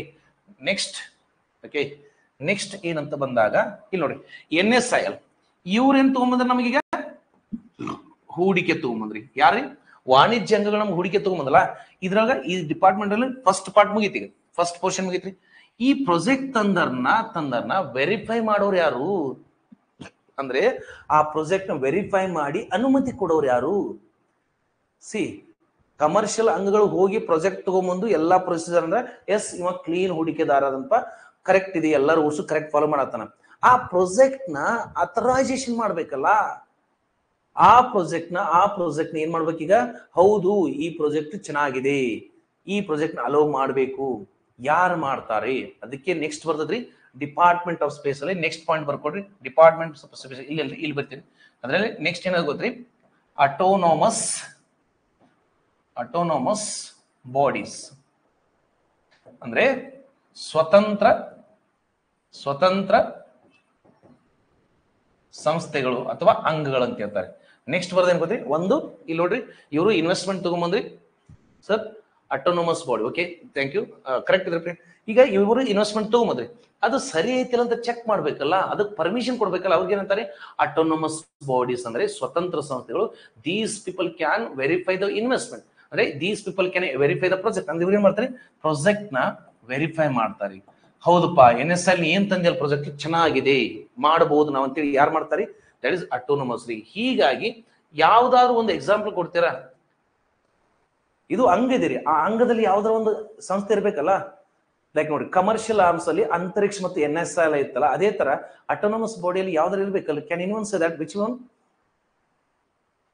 ಪ್ಲೀಸ್ ರಿಮೆಂಬರ್, ಇದ್ರೊಳಗೆ ಯಾವ್ದೈತ್ರಿ, that is I N space. ಬೇಕಾರೆ ನೀವು ಹೋಗ್ಬೇಕಾದ್ರೆ ಕರೆಂಟ್ ಅಫೇರ್ಸ್ ಓದ್ರಿ, ಇವೆಲ್ಲ ಶಬ್ದಗಳು ಕಾಣ್ತಾವ ನಿಮ್ಗೆ. Okay, very good. ಇವೆಲ್ಲ ಶಬ್ದಗಳು ಕಾಣ್ತಾವ್ರಿ. IN ಸ್ಪೇಸ್ ಅಂತ ಹೇಳ್ತಾರೆ. ಅಂದ್ರೆ NSIL ತೆಗೆದುಕೊಂಡು ಬರುವ ಪ್ರಾಜೆಕ್ಟ್ ಅನ್ನು ಯಾರು ಅನುಮತಿ ನೀಡ್ತಾರೆ, ಅಟೋನಮಸ್ ಸಂಘ. ಯಾವುದು ಅಟೋನಮಸ್ ಸಂಘ, that is IN space. Abbreviation ಕೇಳಬಹುದ್ರಿ, Indian national space promotion and authorisation ರೀ. ಅಥರೈಸೇಷನ್ ಸೆಂಟರ್ ರೀ. ಅಂದರೆ NSL ವಾಣಿಜ್ಯ ಅಂಗಗಳು ಏನು ಪ್ರಾಜೆಕ್ಟ್ ತಗೊಂಡ್ಬರ್ತವಲ್ಲ, ಅವುಗಳಿಗೆ ಅನುಮತಿ ಕೊಡೋದು ಯಾವ್ದ್ರಿ, ಅಟೋನಮಸ್ ಅಂಗಗಳು. ಅದರಲ್ಲಿ ಯಾವ್ದ್ರಿ, IN space, Indian national space promotion. ನೋಡ್ರಿ, ಸ್ಪೇಸ್ ಪ್ರಮೋಷನ್ ಅಂದ್ರೆ ಪ್ರಮೋಷನ್ ಮಾಡ್ತದ್ರಿ ಪ್ರಾಜೆಕ್ಟ್ ನ, ಮತ್ತು ಅಥರೈಸೇಷನ್ ಮಾಡ್ತದ್ರಿ. ಯಾವ್ದು, IN ಸ್ಪೇಸ್. ಇದು ಸ್ಥಾಪನೆ ಆಗಿದೆ ಯಾವ್ದ್ರಿ, 2020. ಅದಕ್ಕೆ ಹೇಳ್ತಾನ್ರಿ, ಇಯರ್ ಹೆಂಗ್ ನೆನ್ಪಿಡ್ಕೊಡ್ರಿ, ಒಂದಕ್ಕೊಂದು ಸ್ಟೋರಿ ನೋಡಿ. ಇದನ್ನ ಹೊಸದಾಗಿ 2019 ಮಾಡಿದ್ರು.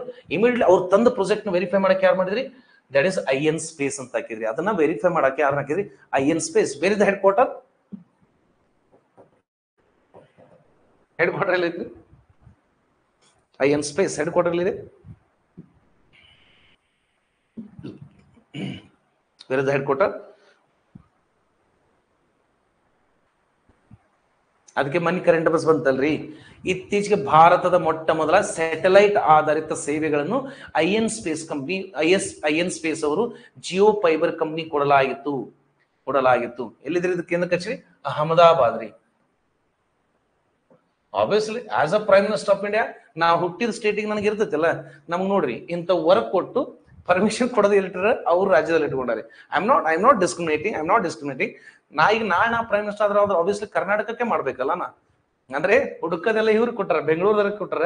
ಅದನ್ನ ಪರ್ಮಿಷನ್ ಕೊಡೋದು ಯಾರು ಕೊಟ್ಟಾರೆ, ಅಹಮದಾಬಾದ್. ಅಂದ್ರೆ Bharat, please remember some, whatever may be the satellite service in India that will be permitted by IN space ರೀ. ಭಾರತದಲ್ಲಿ ಉಪಗ್ರಹದ ಸೇವೆ ಯಾರೇ ಕೊಡ್ಬೇಕಂದ್ರೆ ಯಾರು ಪರ್ಮಿಷನ್ ತಗೋಬೇಕ್ರಿ, ಇವರ ಪರ್ಮಿಷನ್ ತಗೋಬೇಕು. ಪ್ಲೀಸ್ ರಿಮೆಂಬರ್, ಭಾರತದಲ್ಲಿ ಉಪಗ್ರಹದಿಂದ ಏನೇ ಸೇವೆ ಒದಗಿಸಬೇಕಾದ್ರೂ ಇವರ ಅನುಮತಿ ಕಡ್ಡಾಯ ರೀ. In India, if any person want to give a space service, it can be a telecom, it can be a communication, it can be navigation. ಅಂದ್ರೆ ಅದು ನಮ್ಮ ಮಾತನಾಡಕ್ಕೆ ಕಾಲ್ಸ್ ಇರ್ಬೋದ್ರಿ. Okay, telephone, that is satellite based telephones ಅಂತ ಇರ್ತಾರೆ, ಹಂಗಾರೆ ಇರ್ಬೋದು. ಇಲ್ಲ GPS ನಾಲ್ಕು ಇರ್ಬೋದು. ಇವೆಲ್ಲ ನೋಡ್ಕೊಡ್ರಿ sir. India and non Indian investment ಎರಡಕ್ಕೂ ಇದೆ ಸರ್, ಅನುಮತಿ ನೀಡುತ್ತಾರೆ ಸರ್. ಹೌದ್ರಿ, ಎರಡಕ್ಕೂ ಇವರೇ ರೀ, ಬೋಧಿಗೆ ಇವರೇ ರೀ. ಅಂದ್ರೆ ಏನೇ ಪ್ರಾಜೆಕ್ಟ್ ತಗೋರಿ ಇವ್ರ ಕಡೆ ಪರ್ಮಿಷನ್ ತಗೊಳ್ಬೇಕ್ರಿ. Please remember. ಸೊ ಅಂದ್ರೆ ಅಹಮದಾಬಾದ್ ರೀ. ನಾವು ಯಾವ ಸ್ಟೇಜಿಗೆ ಬಂದಿರೋ, ಯಾವ ಸ್ಟೇಜಿಗೆ ರೀಚ್ ಆದ್ರಿ ನೋಡಿ. NSIL ದವ್ರು ಪ್ರಾಜೆಕ್ಟ್ ತಗೊಂಬಂದ್ರು. ISRO, that is IN space ದವರು ಅದನ್ನ ಅಥರೈಸೇಷನ್ ಮಾಡಿದ್ರು. ಈಗ ನೆಕ್ಸ್ಟ್ ಟಾಸ್ಕ್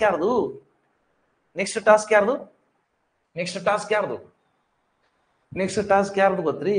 ಅದಕ್ಕಂತ ಒಂದು ರಾಕೆಟ್ ಬಿಲ್ಡ್ ಮಾಡ್ಬೇಕು, ಅದಕ್ಕಂತ ಉಡಾವಣೆ ಮಾಡ್ಬೇಕಲ್ಲ. ಅದಕ್ಕೆ ಇವರು ತಂದ ಇವರು ಅಂದ್ರೆ ವಾಣಿಜ್ಯಗಳ ತಂದ ಪ್ರಾಜೆಕ್ಟ್ ಅನ್ನು ದಟ್ ಈಸ್ ಅಟೋನಮಸ್ ಬಾಡಿಗಳು ಅದನ್ನ ಅನುಮತಿ ಕೊಡ್ತಾರೆ. ಅನುಮತಿ ಬಂದಾಗ ನೆಕ್ಸ್ಟ್ ಮೂರನೇದು ಬರ್ತದೆ ಗೊತ್ತ್ರಿ, ದಟ್ ಈಸ್ ಇಸ್ರೋ ರೀ.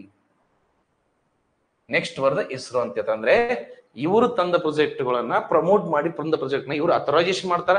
ಯಾರಿಗೆ ಹೇಳ್ತಾರೆ ಇವರು? ಐಎನ್ ಸ್ಪೇಸ್ ತರ ಇಸ್ರೋ ಹೇಳ್ತಾರ. ಹೌದಪ್ಪ, ಈ ತರ ಪ್ರಾಜೆಕ್ಟ್ ಬಂದೈತಿ, ನೀವು ರಾಕೆಟ್ ರೆಡಿ ಮಾಡ್ರಿ, ಈ ತರ ಈ ಕಕ್ಷೆಗಳಲ್ಲಿ ಇಡಬೇಕು, ಈ ಪ್ಲೇಸ್ ಅಲ್ಲಿ ಹೋಗ್ಬೇಕು, ನೀವು ರಾಕೆಟ್ ಅನ್ನು ರೆಡಿ ಮಾಡಿ ಅನ್ನಕ್ಕೆ ಇಸ್ರೋ ಬರ್ತೈತ್ರಿ. ಇಸ್ರೋ ದಟ್ ಈಸ್ ಇಂಡಿಯನ್ ಸ್ಪೇಸ್ ರಿಸರ್ಚ್ ಆರ್ಗನೈಸೇಷನ್ ರೀ. ಅದಕ್ಕೆ ನೀವು ಡೈರೆಕ್ಟ್ ಆಗಿ ಸ್ಪೇಸ್ ಅಂದ್ರೆ ಬರೀ ಇಸ್ರೋ ಇಸ್ರೋ ಅಂತ ಬೈಟ್ ಹೊಡೆದಿರ್ತಲ್ಲ, ಇಸ್ರೋ ಲಾಸ್ಟ್ ಸ್ಟೇಜ್ ಅದು, ಅದ್ರ ಹಿಂದೆ ಇಷ್ಟೆಲ್ಲಾ ಪ್ರೊಸೀಜರ್ ಅದಾವ್ರಿ. ದಿಸ್ ಆಲ್ ಪ್ರೊಸೀಜರ್ ನಾವು ಇಸ್ರೋ ಏನ್ ಮಾಡ್ತದ್ರಿ, ರಾಕೆಟ್ ಅನ್ನು ತಯಾರು ಮಾಡ್ತಿದ್ರಿ. ಅದೇ ವಿಕ್ರಮ್ ಸಾರಾಭಾಯಿ ಸೆಂಟರ್ ಅಲ್ಲಿ ನಾವು ರಾಕೆಟ್ ನ ಟೆಸ್ಟ್ ಮಾಡ್ತೇವ್ರಿ. ಓಕೆ, ಇಸ್ರೋ ಬರ್ತದ್ರಿ. ಇಸ್ರೋ ಇಲ್ಲಿ ಬರ್ತದ್ರಿ ಲಾಸ್ಟ್ ಫೈನಲ್ ಸ್ಟೇಜ್ ಗೆ ಇಸ್ರೋದಲ್ಲಿ ಬಂದು ನಾವೇನ್ ಮಾಡ್ತೀವಿ, ಆ ಪ್ರಾಜೆಕ್ಟ್ ಅನ್ನ ರಾಕೆಟ್ ರೆಡಿ ಮಾಡ್ಕೊಂಡು ಬಿಲ್ಟ್ ಮಾಡ್ಕೊಂಡು ಅದನ್ನ ಶ್ರೀಹರಿಕೋಟದಲ್ಲಿ ಉಡಾವಣೆ ಮಾಡಿಕೊಡ್ತೀರಿ. ಸೊ ಹೀಗಾಗಿ ಇದರ ಸ್ಥಾಪನೆ 1969, headquarter Bengaluru. 1969 1969 headquarter ಇದ್ರಿ ಬೆಂಗಳೂರು ಐತ್ರಿ. ಹಾಗೆ ಪ್ರಸ್ತುತವಾಗಿದ್ರ ಚೇರ್ಮನ್ ಯಾರಿದ್ದಾರೆ? That is S Somanath. ಇಸ್ರೋದ ಚೇರ್ಮನ್ ಯಾರಿದ್ದಾರೆ? ಎಸ್ ಸೋಮನಾಥ್ ರೀ. ಓಕೆ, ಅದಕ್ಕೆ ನೀವು ಬರೇ ಸ್ಪೇಸ್ ಅಂತ ಬರೀ ಇಸ್ರೋ ಬ್ಯಾಟ್ ಹೊಡೆದೇವಿ. See before coming to civil preparation, even in civil preparation I was not knowing about these things. ನಾ ಯಾವಾಗ ಎಜುಕೇಟರ್ ಆಗಿ ಕೆಲಸ ಮಾಡತ್ತೀನಿ, ಯಾವಾಗ ಟೀಚಿಂಗ್ ಮಾಡಕತ್ನಲ್ಲ, ದಿನ ಒಂದು ಬ್ಯಾಚ್ ಇಂದ ಒಂದೊಂದು ಮಾಹಿತಿ ತಗೊಂಡ್ಬಂದು ಲಾಸ್ಟಿಗೆ ಇಲ್ಲಿ ತನ ಬಂದಿದ್ರಿ ನಾನು ಪ್ರಿಪರೇಷನ್ ಮಾಡ್ತೀರಾ ಅಂದ್ರೆ ಫೈನಲ್ ಸ್ಟೇಜ್ಗೆ ಈ ತರ ತಗೊಂಡ್ಬಂದಿದ್ದೇನೆ ನಾ. ಸೊ ಹೀಗಾಗಿ this is the organisation structure of India space. ಯಾಕಂದ್ರೆ ನಿಮ್ಮ ಎಕ್ಸಾಮಿನೇಷನ್ ಪಾಯಿಂಟ್ ಬಹಳ ಇಂಪಾರ್ಟೆಂಟ್ ಐತಿ. ಅದಕ್ಕೆ I have taken 1.5 hours only on the organisation. ಇದ್ರಲ್ಲ ಎಷ್ಟು ಮಾಹಿತಿ ಇದೆ ವಿಚಾರ ಮಾಡಿ ನೀವೇ. ಪೊಲಿಟಿನೂ ಬಂತ್ರಿ, ಎಕನಾಮಿಕ್ಸ್ ಬಂತು, ಸಮ್ ಕರೆಂಟ್ ಅಫೇರ್ಸ್ ರಿಲೇಟೆಡ್ ಬಂತ್ರಿ. Is it clear now?